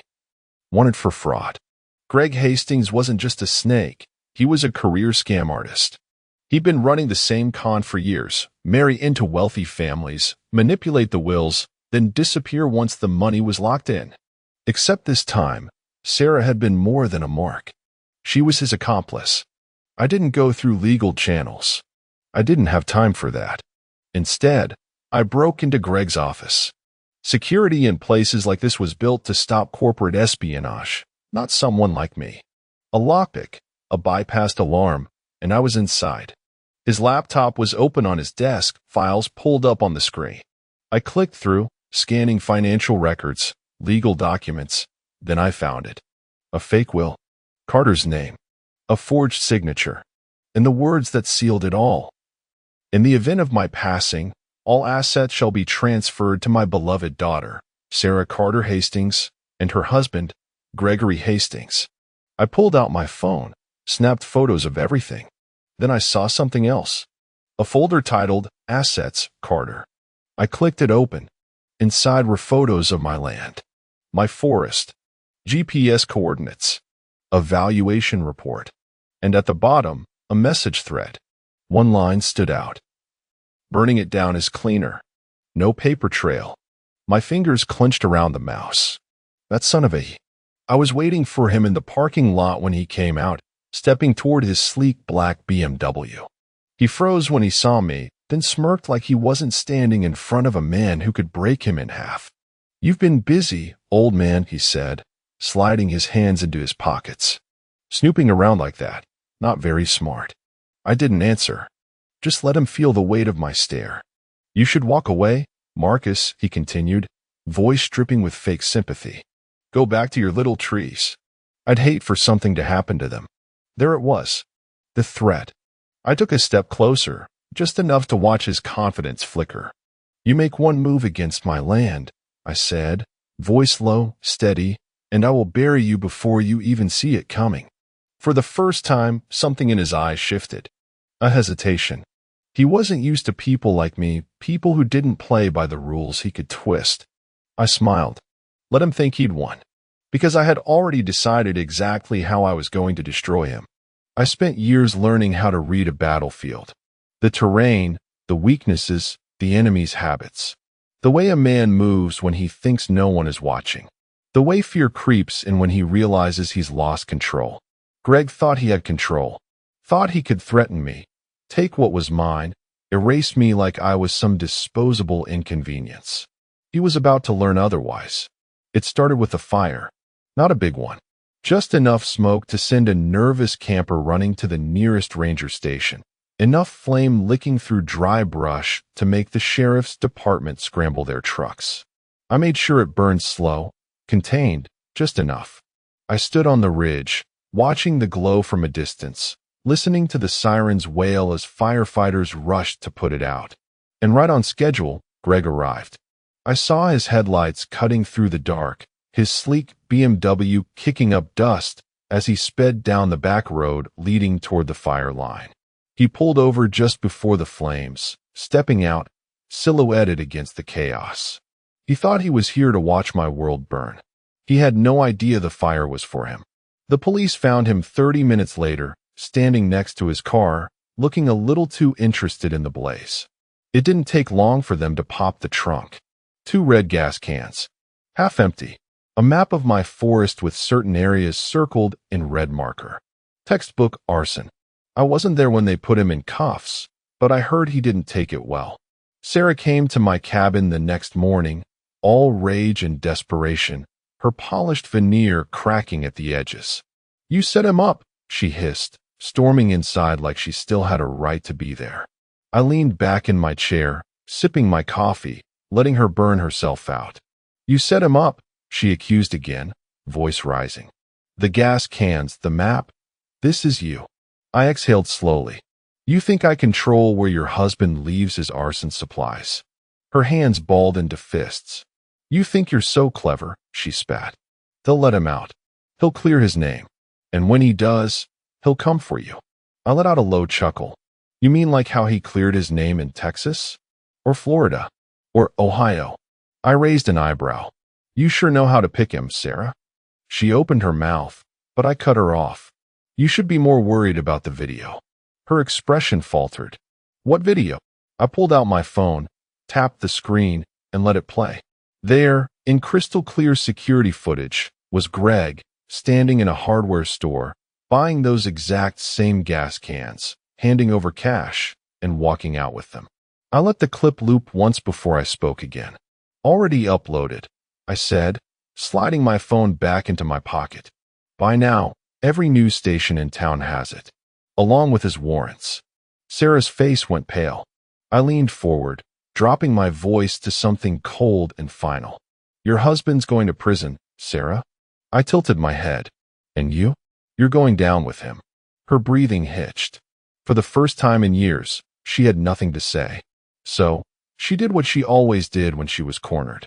She ran. I sat back, listening to the sound of her car tearing away down the dirt road, and let the quiet settle back in. Greg thought he could burn me out. He never realized I was the one holding the match. The funeral was a spectacle. Judge Carter was a man of power, of legacy. Even in death, his name commanded respect, or at least, the illusion of it. The church was filled with politicians, judges, business moguls, all gathered under the pretense of mourning a man they had either feared or owed favors to. Sarah stood at the front, draped in black, a perfect grieving daughter. Next to her, Greg played the role of the stoic, supportive husband. If you didn't know better, you'd almost believe they were in pain.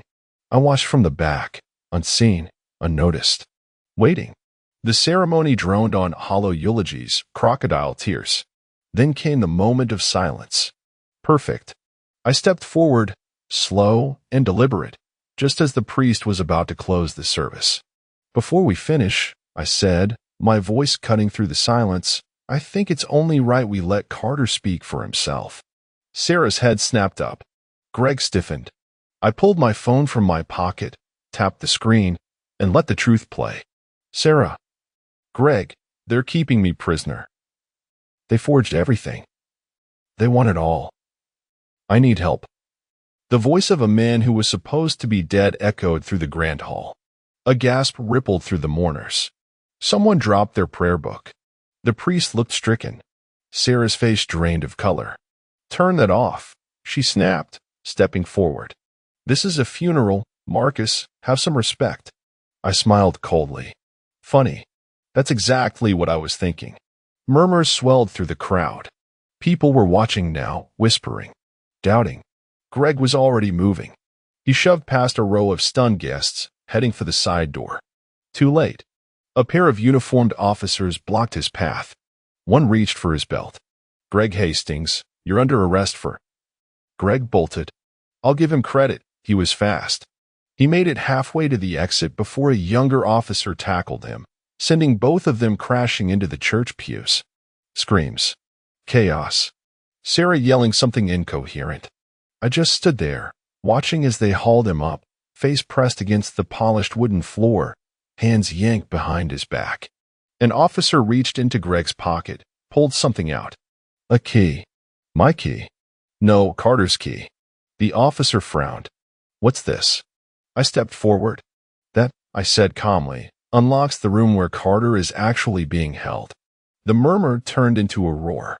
Sarah staggered back, shaking her head. This isn't. It's not true. They're lying. She turned wildly, but the crowd was against her now. I leaned in close, just enough for only her to hear. You thought this funeral was your final victory, I murmured. Turns out, it's just your trial. Her breath hitched. Greg thrashed against the cops, shouting, but I didn't care. I had already won. Judge Carter wasn't a man easily broken. When they finally pulled him out of that clinic, alive, furious, and very much aware of what had been done to him, the weight of his presence alone sent shockwaves through the town. Reporters swarmed. Headlines exploded. Judge Carter found alive after being declared dead. Daughter and son-in-law implicated in forgery scandal. Family betrayal, power, greed, and the man who refused to die. Sarah and Greg's carefully spun narrative unraveled in real time. And I made sure to pull every loose thread. The first time Sarah tried to see her father after his rescue, he refused. The second time, she begged.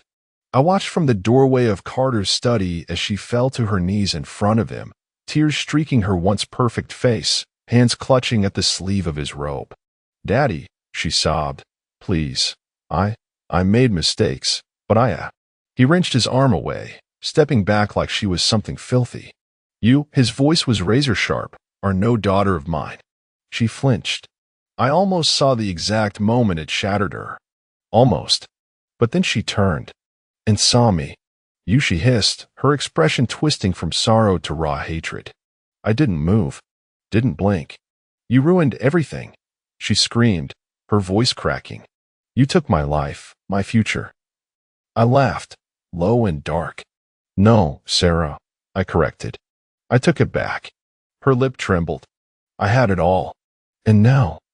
Her hands balled into fists. Now I have nothing. I tilted my head. Yeah, I mused. That about sums it up.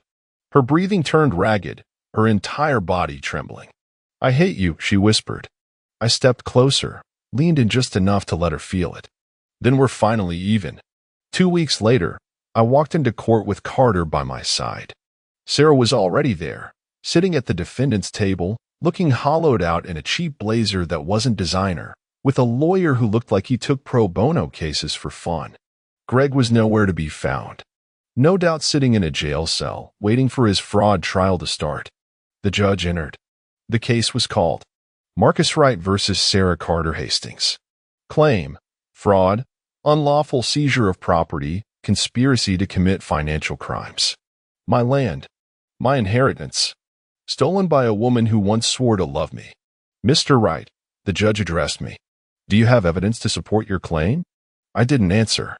I just nodded to my lawyer, who stood up, walked to the projector, and clicked a remote. A photo filled the courtroom screen.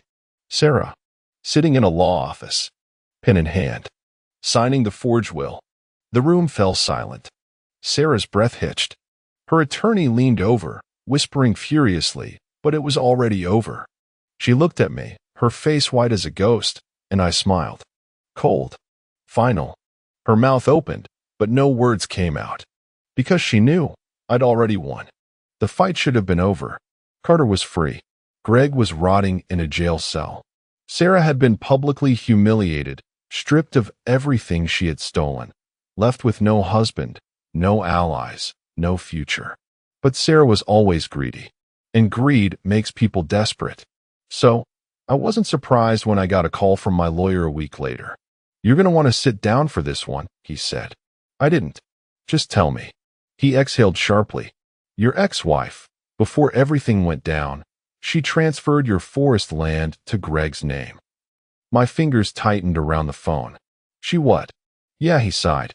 Signed the paperwork right before his arrest. It's still legally his, and as of now, it's up for sale. I clenched my jaw. That land wasn't just property. It was legacy. The one thing I had left after Sarah took everything else. And now, she was trying to strip that away too? I wasn't about to let that happen. I spent the next 48 hours digging. County records, land deeds, anything that could give me leverage. I wasn't about to buy my own land back from some investment firm when I knew damn well it was stolen in the first place. Then I found it, buried in the archives, filed decades ago under my grandfather's name. A document written in careful, formal handwriting. And right at the bottom, a single, legally binding clause. In the event that this land is ever unlawfully taken from my rightful heir, or should my family ever betray the blood and duty they were born into, this land shall be donated to the state, protected as a veteran's reserve, to honor those who have never wavered in their loyalty. I stared at the words. Let them sink in. My grandfather had known, had planned for this. If Sarah thought she could take my land, flip it for profit, and walk away, she had just made the biggest mistake of her life. The courtroom was packed when I walked in, the final battle set to begin. Sarah sat stiffly at the defendant's table, wearing another bargain bin suit, dark circles under her eyes. She barely looked at me when I sat down. The judge, a stern-looking man with silver hair and the exhaustion of someone who had seen too many of these cases, cleared his throat. Mr. Wright, we understand you are contesting the transfer of the Wright property on the grounds of fraudulent acquisition. I stood, handing a single yellow document to my lawyer. He walked it to the judge. Your Honor, I said, my voice even. This isn't just a case of fraud. It's a violation of a legally binding land trust, one my grandfather established decades ago. The judge skimmed the document. Then his brows lifted. This. He adjusted his glasses, reading more carefully. According to this, Mr. Wright, your grandfather specifically wrote that in the event of family betrayal, the land is to be donated to the state. I nodded once. That's correct, Your Honor. The judge's gaze flicked toward Sarah. She was staring at me now, her face pale. And you're prepared to follow through with this request? The judge asked, watching me carefully. I let my lips curl into something between a smirk and a warning. I'm not just prepared, I said. I insist. Sarah made a sound, a soft, strangled noise. No, she whispered. But it was too late. The gavel came down. Final decision. The land was no longer hers. No longer Greg's. It was a protected veteran's reserve now. Sarah had lost everything, and I had made sure she could never take anything again. Carter had been quiet since the trial. Too quiet. For a man who had spent decades wielding power like a hammer, watching his empire crumble at the hands of his own daughter should have broken him. But instead, he had just watched, waited, until one evening he called me to his study. No lawyers, no press, just the two of us, the scent of old books and aged whiskey hanging in the air. He slid an envelope across the desk. "Read it," he said. I opened it. Inside was a letter. Carter's handwriting, steady, deliberate. And at the top, a single line that made my pulse spike. "Sarah forged your divorce." The words blurred for a second as I read them again, my fingers gripping the paper tighter. It wasn't possible. It wasn't. But then I saw the second page. A photo. Sarah, sitting in a dimly lit office, leaning over a desk. Across from her sat a man in a cheap suit, one I recognized. A notary. And Sarah was kissing him. My stomach turned. Carter's voice was steady. I had my doubts. After everything she did, something about the timeline didn't add up. So I had it investigated. He exhaled slowly. "She never legally divorced you, Marcus. She fabricated the entire process because she needed your name on the land transfer. If anyone checked too closely, she could claim it was just an oversight." I swallowed back the sharp, bitter taste rising in my throat. "So legally," I said, my voice low, "she's still my wife." Carter nodded. I leaned back, staring at the ceiling for a long moment, my hands curling into fists. Sarah wasn't just a liar. She wasn't just a thief. She had tried to erase me, but she had failed. And now? I was about to make sure the whole damn town knew exactly who she really was. The headline hit the papers 2 days later. Judge Carter's daughter forges divorce, caught in land fraud scandal. Beneath it? The photo. Sarah, caught in the act. Proof that every single thing she had built, every lie she had told, had been nothing but a scam. The fallout was immediate. Her old friends, the country club socialites, the politicians she used to sip wine with, gone. The phone calls stopped. Invitations dried up. Even the lawyers she once charmed wanted nothing to do with her now. By the end of the week, she wasn't Sarah Carter Hastings. She was just another disgraced con artist. And for the first time in years, I felt something I hadn't in a long, long time. Freedom. The fall was complete. Sarah Carter Hastings, once the queen of high society, now spent her days pouring coffee in a roadside diner. I saw her once, purely by accident. I had stopped for gas on my way back from a Rangers conference and stepped inside the little diner next door, needing a cup of something hot before the long drive home. And there she was, hair pulled back in a cheap elastic band. The designer nails were gone, replaced by rough, bare hands that gripped a notepad like she wanted to strangle it. The same woman who once looked down on waitstaff now was one. I didn't say anything. Didn't need to. She saw me. Her face froze.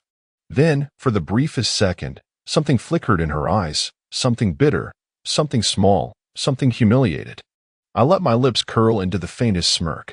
Then I turned and walked out, leaving her exactly where she had put herself. Greg wasn't so lucky. His trial had been swift, years of fraud, bribery, and conspiracy finally catching up. When the sentence came down, the courtroom barely reacted. It wasn't shocking. 10 years. No parole for the first 6. The last time I saw him, he was being led out of the courtroom in cuffs, his expensive suit wrinkled, his jaw clenched so tight I thought his teeth might break. The difference between him and me? I could walk away. He never would. Carter called me into his study a week later. He looked tired, older, but there was something different about him now, something lighter. Without a word, he handed me an envelope. I sighed. Another surprise? Just open it. I did, and froze. A will. His new one. And right there, next to my name, were the words primary beneficiary. He cleared his throat. I owe you, Marcus. More than I can ever. Stop. I cut him off. You don't owe me anything, Carter. I held up the will. And I don't want this. His brows furrowed. You. I placed the document back on his desk. There are people who need this more than I ever will. He stared at me, mouth slightly open. You just give it away? I shrugged. It was never about the money. And it wasn't. It was about justice. About making things right. About making sure no one, asterisk asterisk, not Sarah, not Greg, not Carter himself, asterisk asterisk, could rewrite the past. 2 days later, I walked into a Veterans Foundation office and signed a donation check. Every cent Carter had left me, gone to men and women who had actually earned it. Before I handed it over, I pulled a pen from my pocket, leaned down, and signed the bottom. A single line beneath my name. For those who never betray. The woman behind the desk read it, then looked at me with quiet respect. That's a powerful thing to say. I gave her a small smile. Yeah, I murmured. It is. Then I walked out, breathing in the crisp morning air, feeling lighter than I had in years. Because for the first time in a long, long time, I had nothing left to carry. The morning air was crisp, the kind that cut through the lungs and made a man feel alive. The forest was different now, not just mine, but a place protected, untouchable. A reserve for veterans, just like my grandfather had intended. It was peaceful, until I heard her voice. Marcus. I didn't turn at first, just kept looking out over the valley, watching the mist curl over the treetops. Please, she said. Slowly, I turned. Sarah stood at the edge of the clearing. She looked smaller, not just physically, but hollowed out. The arrogance, the control, the entitlement, all of it was gone. Her eyes were red-rimmed. Her clothes weren't expensive anymore. She wasn't Sarah Carter Hastings. She was just Sarah. I didn't speak, just waited. She swallowed hard. My father is dead. I blinked. No emotion, no reaction. She hesitated. I have nothing, Marcus. No home, no money, no future. Her voice broke. Please, give me something. Anything. I exhaled slowly, then nodded toward the memorial behind me. That's all that's left, Sarah. She frowned, stepping closer. Her gaze landed on the metal plaque bolted into the stone. She read it. This land is dedicated to those who never wavered in loyalty. A gift from the man they once called nobody. Her breath hitched. Then her eyes drifted lower. To the date of our divorce, etched in metal. To the final line beneath it. Honesty doesn't die. Her body shook. Her knees buckled. And before she could stop herself, she was on the ground. Marcus, she whispered. I waited. She looked up at me, eyes wet, face twisted with something I almost didn't recognize. Regret. I'm sorry, she choked. I was wrong. About everything. I studied her. The woman who had once destroyed me was now begging at my feet. And I felt nothing. No anger. No vengeance. No satisfaction. Just emptiness. I knelt down, just enough to look her in the eye. Yeah, I murmured. You were. Then I stood, turned, and walked away, leaving her there, with nothing but the truth staring back at her in cold, unbreakable metal. I found the letter near the edge of the forest, tucked between the roots of an old oak, placed there deliberately. Not tossed, not lost, left for me to find. The envelope was damp from the morning mist, the handwriting instantly recognizable. Sarah's. For a long time, I just stood there, staring at it. Then, finally, I opened it. Marcus, I don't know if you'll ever read this. Maybe you won't care. Maybe you'll laugh. Or maybe you'll tear it up before finishing. But I have to say it. I loved you. Once. Maybe I still do. In a way that's too broken to mean anything anymore. Greg. I never wanted him. He wasn't my first choice, and he wasn't my last. He was just a threat. He knew things. About my father. About you. About me. And when the time came, he pressed just hard enough for me to break. I let him ruin you because it was easier than letting him ruin me. And I hate myself for it. You were the best thing that ever happened to me, Marcus. And I threw you away because I was scared. Because I was weak. I won't ask for forgiveness. I don't deserve it. But I needed you to know it wasn't all a lie. Sarah. The wind shifted, rustling through the leaves. I exhaled, slow and steady. Then I folded the letter, struck a match, and let it burn. The flames curled around the paper, turning words to ash, secrets to smoke. For a moment, I watched. Then the wind lifted, carrying the last remains away, scattering them over the river that ran through the valley. The past finally washed clean. I thought that was the end of it. But a few days later, I was at the ranger station when a boy, maybe 10, maybe 11, wandered up to the desk. "Are you Marcus, right?" he asked. I frowned. "Who's asking?" He swallowed, shifting awkwardly. "My mom was Sarah." The words landed like a dull blow to the chest. He looked at me with his mother's eyes. But not her arrogance, not her greed, just uncertainty. "Why didn't you help her?" he asked, voice small. "She said she loved you." I held his gaze. I could have told him a lot of things. Could have told him the truth. Instead, I just reached into my pocket and pulled out the last thing the fire hadn't consumed. A small, charred ring. Sarah's wedding band. I placed it on the counter between us. "Sometimes," I said quietly, "love isn't enough." He didn't answer, just stared at the ring, then back at me. Then, finally, he nodded and walked away, leaving me with nothing but a burned ring, a quiet forest, and a peace I hadn't felt in years. A year passed. Seasons shifted. The forest remained. The land was mine, but not really. Not anymore. It belonged to something greater now. The veterans who found solace in its silence, the rangers who protected it, the people who wandered through its trails, never knowing the history buried beneath the trees. It had become a legacy, and I had become part of it. I was walking the ridge near the river when I saw her. Sarah. She stood near the water's edge, her back to me, staring out at the current. The wind played with the hem of her coat, her hands clutching a small bouquet of white flowers. She didn't look wealthy, didn't look ruined, either. Just older, tired in a way that wasn't about age. I didn't move, just watched as she knelt down, fingers trailing the surface of the water, and let the flowers drift from her hands. They floated for a moment, then were carried downstream. She stayed there for another minute, then stood, brushed off her coat, and walked away. She never saw me. Maybe she knew I was there. Maybe she didn't care. When she was gone, I stepped forward. The stone near the water caught my eye first. It was smooth, weathered, but not untouched. Something was carved into it. A note. I crouched down, running my fingers over the words.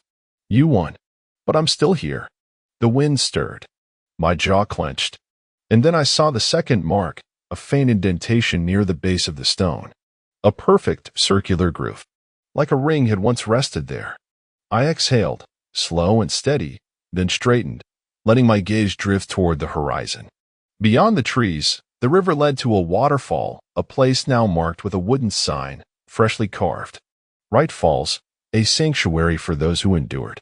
A ranger approached from behind, hands tucked in his pockets. "You knew her." I didn't look at him. I just watched the last of the flowers disappear downstream and said, "Once." Then I turned, walked away, and let the river take the rest.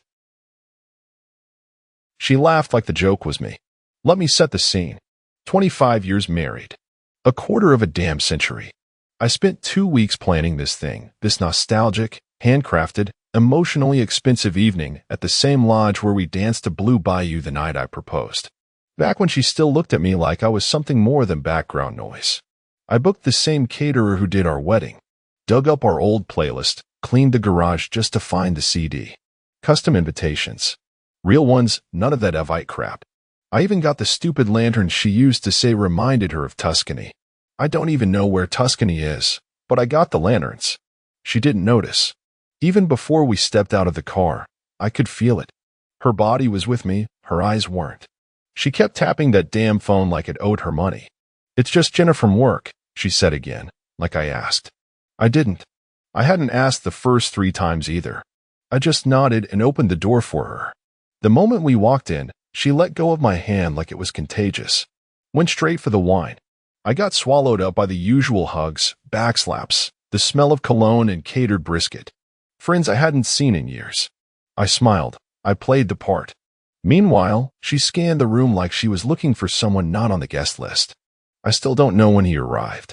All I know is that the lights dimmed, the music started, and Heather, my wife of 25 years, lit up like Times Square. And then she moved. She didn't walk. She glided right past me, past our guests, to the bodies, and grabbed him. Tall, younger, the kind of guy who probably still uses hair product and calls his mother mommy. She grabbed his hand like it belonged to her, and they started dancing. Not the two-step, not a polite shuffle. No, it was the kind of dancing you save for after the wedding when the room's cleared out and only the bad decisions are left. She threw her head back and laughed, and I stood there. She flipped her hair, leaned into him, whispered something I couldn't hear, didn't need to. The look in her eyes said everything. It was the look she used to give me before her job got really demanding and our kisses turned into forehead pats.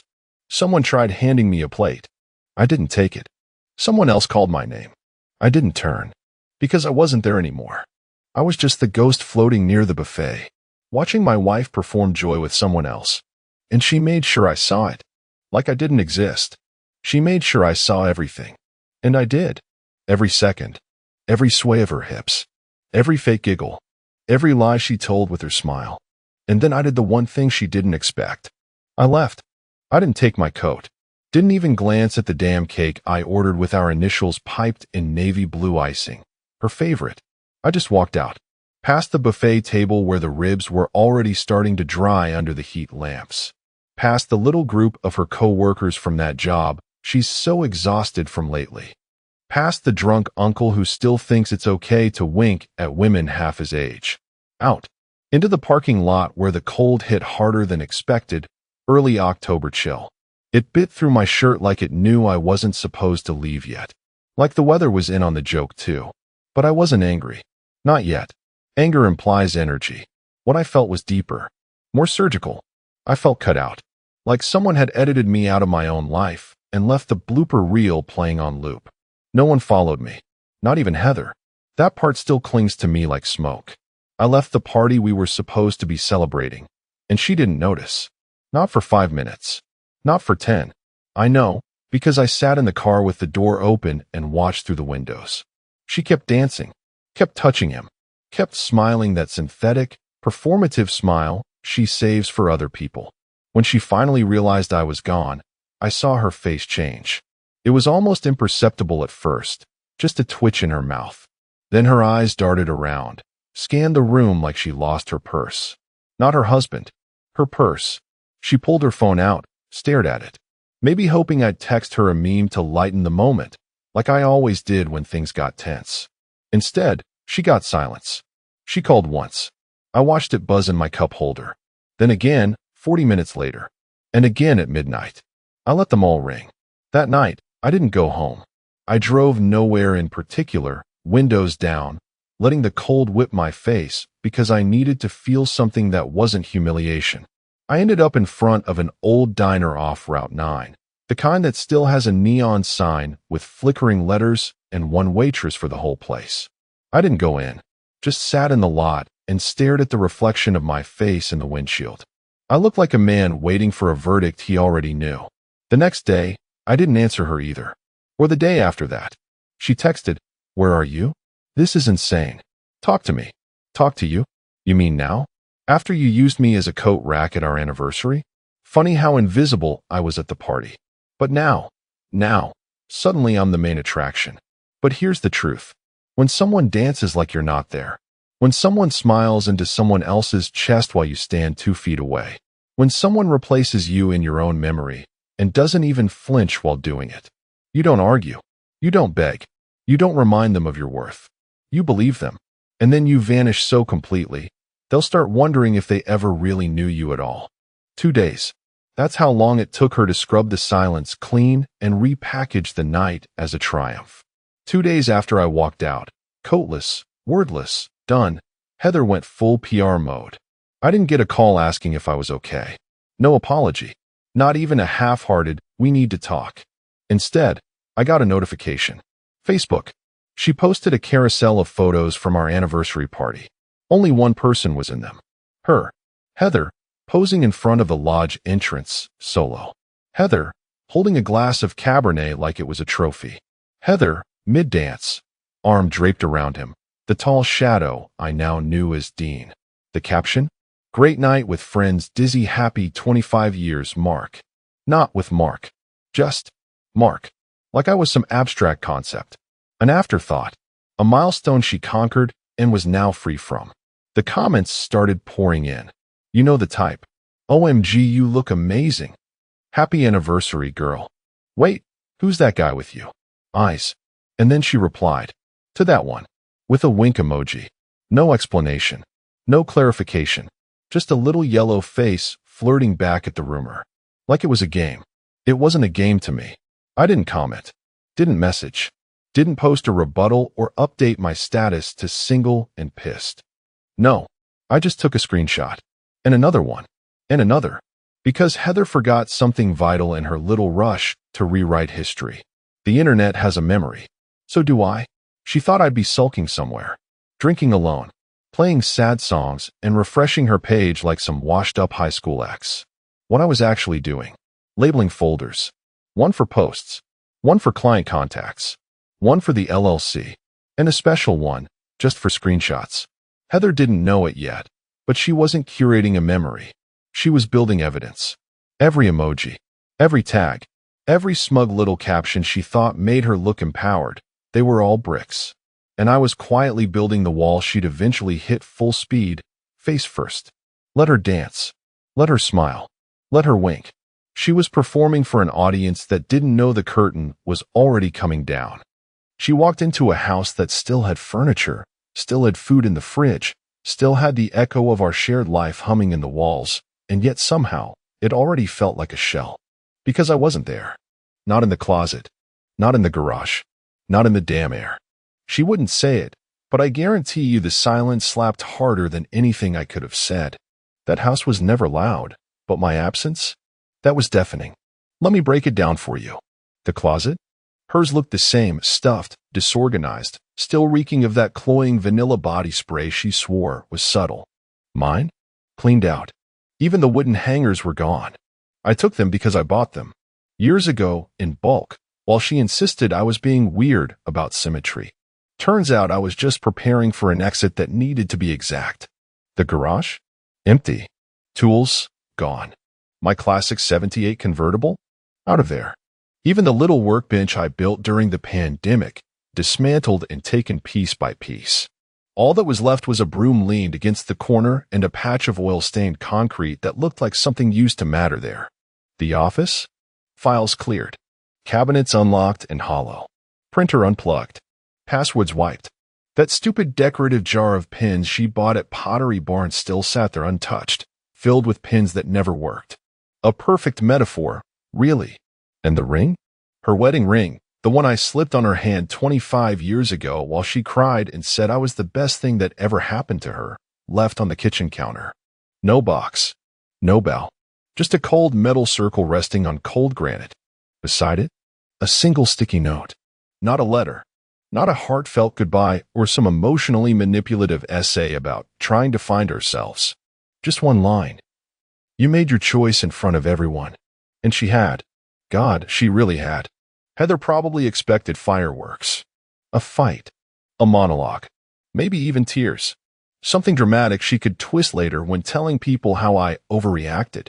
Something loud and angry so she could pretend she was the victim of my volatility. Instead, she got nothing. Because I didn't just walk away from the marriage. I slipped out of it, precise, clean, surgical. And I didn't just take my clothes and my car and my files. I took the foundation. Everything she'd leaned on. Everything she assumed would always be there. My stability, my support, my silence was gone. She had the house. Sure. But without me, it was just walls with no spine. And she wouldn't realize just how much she'd lost.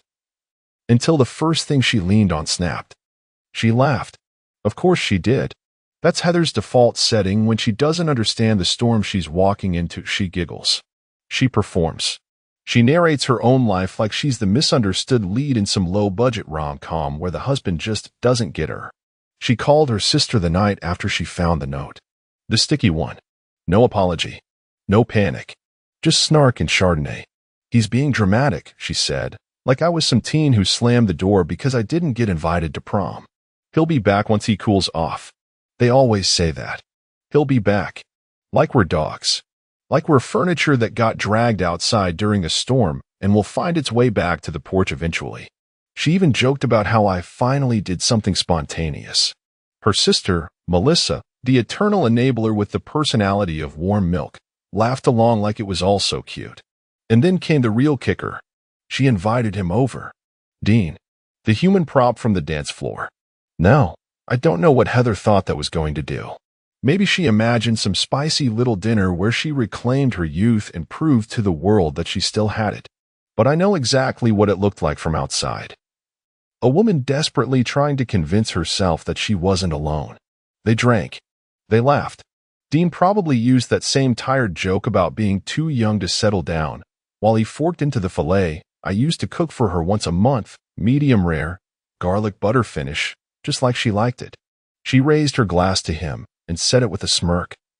To freedom, like I'd been the warden in her prison, like 25 years of support, compromise, and carrying her during every one of her reinvention phases had been shackles she finally snapped. Funny thing about toasts like that. They always go down smooth in the moment, but eventually the glass empties, the buzz wears off, and you realize you were celebrating the burning of your own foundation. Because while she was giggling over Merlot and making freedom toasts, she had no clue what had already started to unravel. The business she loved flaunting online? The calendar that was booked solid through the fall? The clients she thought were hers? She had no idea yet. None of them were really hers. Not legally. Not contractually. Not since I'd helped build the damn thing from scratch and still had my name stitched into the bones of it. She was laughing, sure. But the echo of that toast? It wouldn't age well. It would rot in her throat. And I was going to make sure of it. She thought I forgot. That's the part that still makes me shake my head. Heather had this habit, a dangerous one, of assuming that if something didn't explode immediately, it never would. Like consequences had an expiration date, and after 6 months of silence, everything she'd swept under the rug just evaporated. She always underestimated quiet men, especially the ones who read contracts twice. Back when she started her event business, she was all passion and Pinterest boards. She had a vision, chandeliers and barns, signature cocktails with pun names, rustic elegance on a budget. What she didn't have was a clue how to register a business, negotiate a lease, or differentiate a W-9 from a wet napkin. That's where I came in. I filed the LLC. I reviewed the vendor agreements. I negotiated the initial lease with the venue she still brags about getting at a steal. I even wrote the damn mission statement for her brochure while she was at a wine tasting. She called me her silent partner at the time.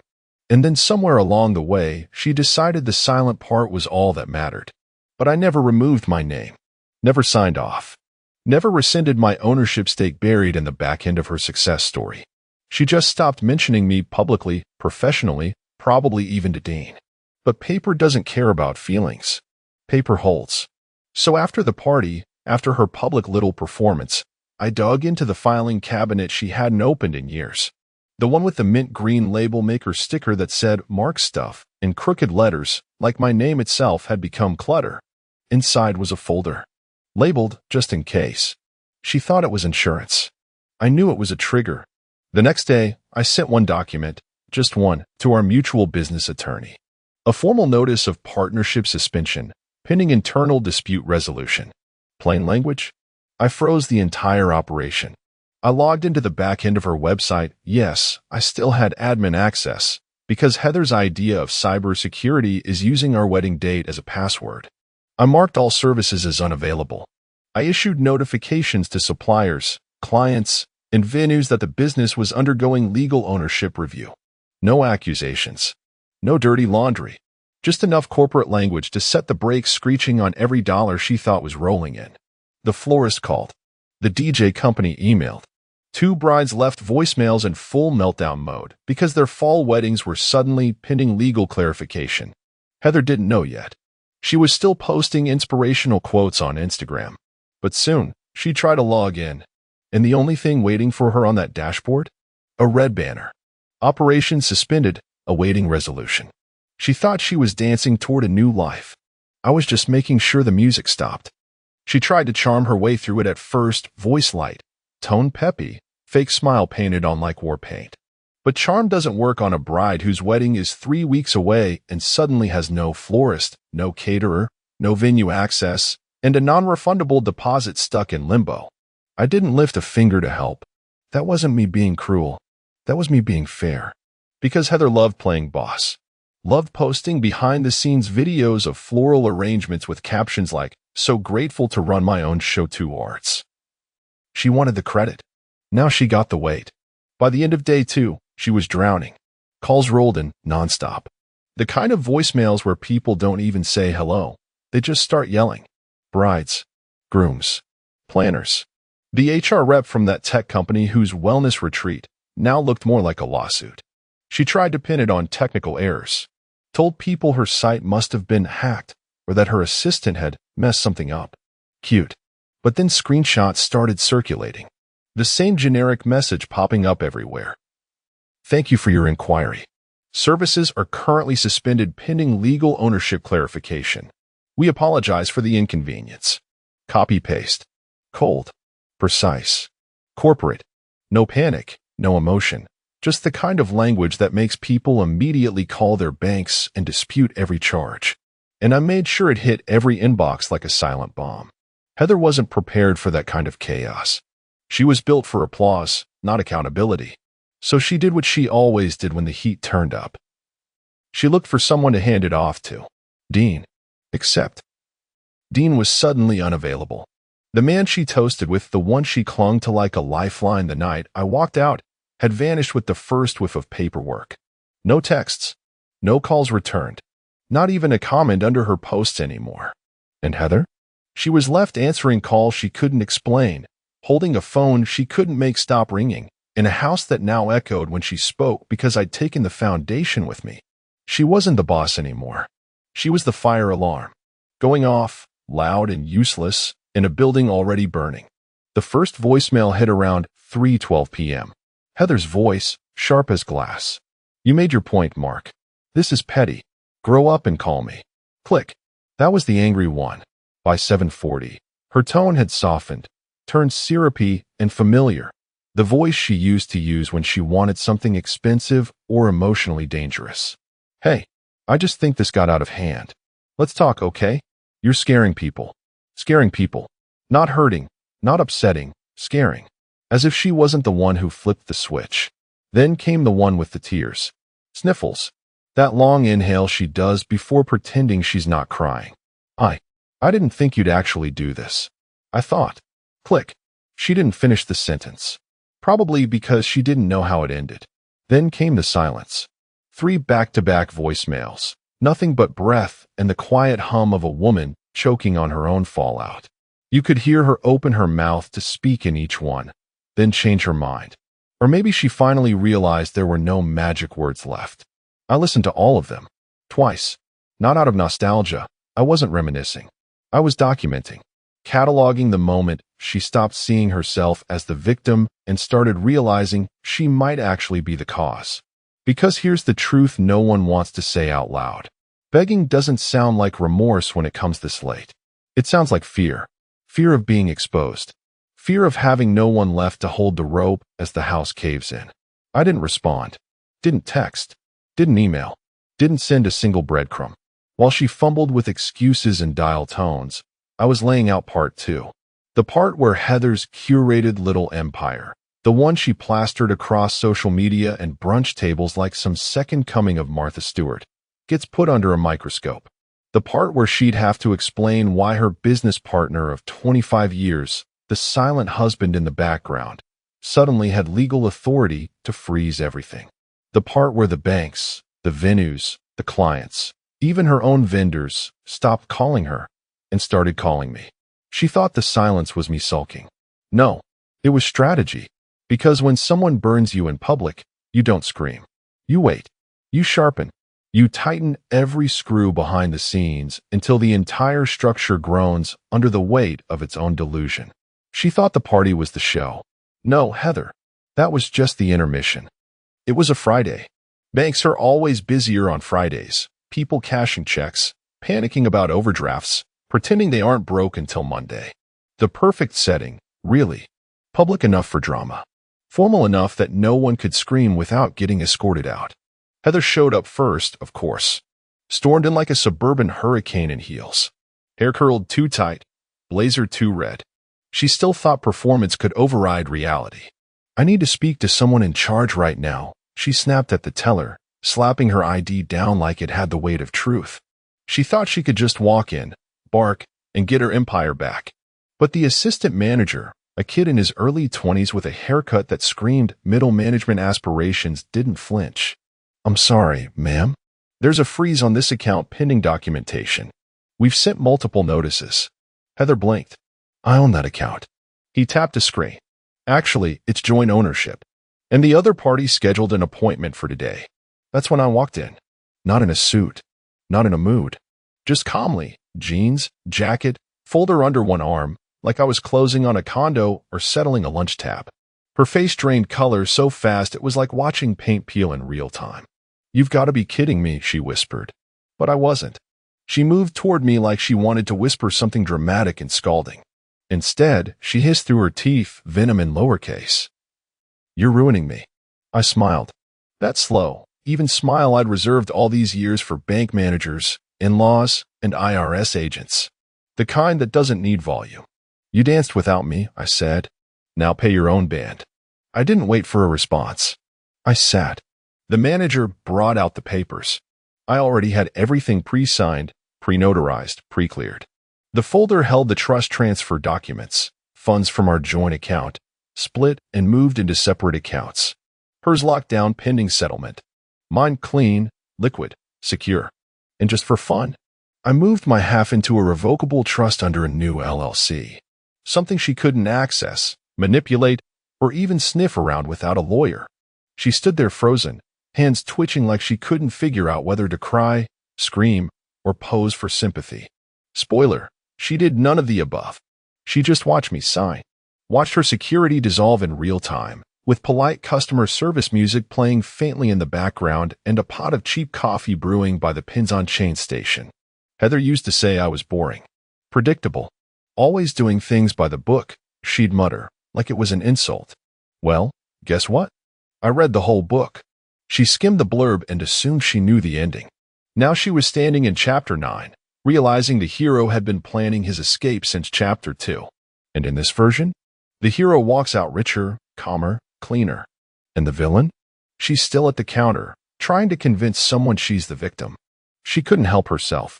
The silence ate at her, and Heather never could stand not controlling the narrative. So she did what modern narcissists do best. She took it public. A long, dramatic Facebook post. One of those black text on white background rants that screams, "I've lost control and I need strangers to validate me." It opened with something like, "After 25 years of marriage, I was abandoned, left with no explanation. Everything I built, destroyed overnight." There were no names, of course. She didn't tag me. Cowards don't. But anyone with half a brain and access to Google knew who she meant.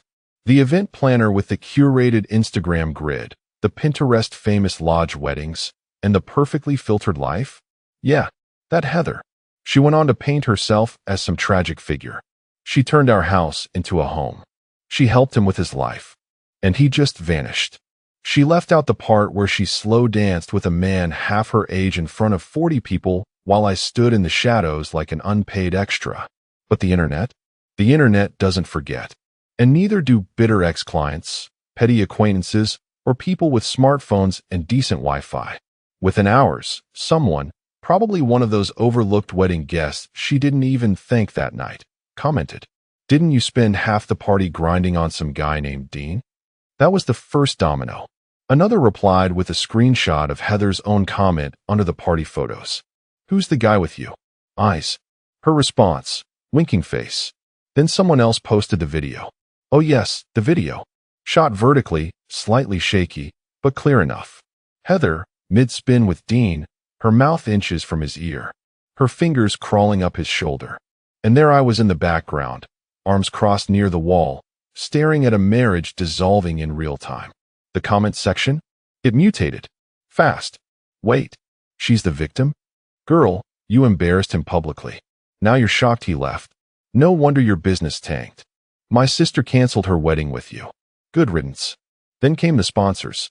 A local winery that used to cross-promote her bridal events quietly untagged her in every post. A boutique catering company put out a passive-aggressive story about vetting collaborators for integrity. And one venue owner, one I personally knew, reposted the video with a single caption. Yikes. Heather didn't delete the post. She edited it, toned it down, swapped abandoned for parted ways, removed the word destroyed, and replaced it with disrupted. But it was too late. The internet had already bitten, and now it was chewing. Her name, once a go-to among brides and corporate retreat organizers, became a warning. Vendors ghosted her. Clients asked if she was still in business. Even the influencers she used to suck up to stopped replying to her DMs. She wanted sympathy. She got receipts. She thought going public would save her. Instead, it buried her. And I didn't have to say a word. The letter arrived on a Wednesday. Heather had always hated Wednesdays, called them useless days, the speed bump in her week. But this particular Wednesday? It wasn't a bump. It was the wall. Certified mail. Thick envelope. Neatly typed. No emotion. Just cold legal prose stating that I, Mark Everett, co-founder and legal stakeholder in HH Events and Design LLC, was willing to surrender all claims to the business, intellectual property, vendor lists, digital assets, and branding. In exchange for the house. Our house. The one with the wraparound porch she insisted on staining Tuscan sunset every year. The kitchen island she swore we'd grow old around. The room she decorated in navy and cream because it felt like us. The same house I walked out of and never looked back. Heather didn't call immediately. She waited 6 hours. I imagine she spent most of that time pacing, screaming in to throw pillows, maybe even calling Melissa to brainstorm a way to spin it into victimhood. But by nightfall, my phone lit up. Her name, still unchanged in my contacts, not because I cared, but because I wanted to see it when she finally cracked. I answered. Calm. You can't take my home, she said, voice trembling but still clinging to that last thread of entitlement. You can't just take it. I didn't raise my voice. Didn't gloat. Didn't explain. I just said. You took mine. In front of a room full of people. Silence. You could feel it.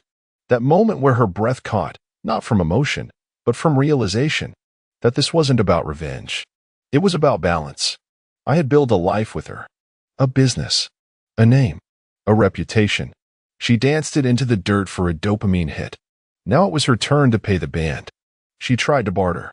Asked if she could keep the upstairs. The upstairs, like we were negotiating a timeshare. Said she'd sign if I let her keep the equity, or the kitchen, or the damn hydrangeas. But she had nothing left to trade. No clients. No revenue. Dean?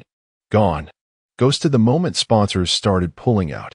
She couldn't even get him to respond to an email about helping cover refunds. The freedom she toasted to? Now it had interest. And the bill had landed. She signed the papers the next morning. Hand-delivered them to my attorney. Not a word. Not a smile. Just a tight jaw and a hand that shook when she passed over the envelope. I walked away from the business. Fully. Completely. Let her have it. Let her explain the collapse to whatever remnants of her network still believed she was rebranding. She got the logo. She got the name. I got the house. And something better. Closure. Delivered legally. Silently. Irrevocably. 1 year. 12 months to the day since I walked out of that room with nothing but my name and the weight of 25 years sliding off my shoulders like an old coat. I finally stopped pretending still fit. The lodge hadn't changed. Same polished floorboards. Same string lights across the beams. Same faint scent of bourbon-glazed ribs baked into the wood. Even the DJ was the same guy, though he avoided my eyes at first, like I might ask him why he played that song last year when everything cracked open. But tonight, there was no crack, no tension, no weight, just music. And her. She wasn't Heather. Not even close. She was younger, sure, but not in the way people gossip about.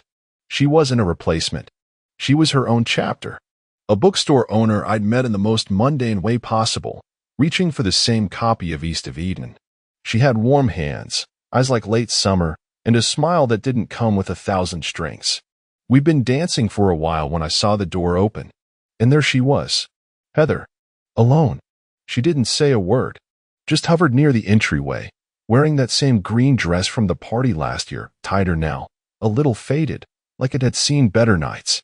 She stood with one arm wrapped around herself, the other dangling like she couldn't decide if she was coming in or escaping. No one greeted her. No one noticed. No one even paused. She wasn't part of this world anymore. She'd RSVP'd to the wrong life. The music kept going. Something slow. Something familiar. One of our songs, actually back when we was still a thing. The kind that pulls you into rhythm whether you want it to or not. I kept dancing. Lightly. Calmly. My hand on her waist, the woman who looked at me with curiosity, not disappointment. And I could feel Heather watching. Staring like a woman trying to read a story she was no longer written into. At one point, I glanced toward her. Just once. Long enough for her to register it. And then I turned back. To the woman in front of me. To the life I was living now. To the music that kept playing, not for nostalgia, but for the now. I didn't nod. Didn't smirk. Didn't blink. I just kept dancing. Like she didn't exist. Because in my world now, she didn't.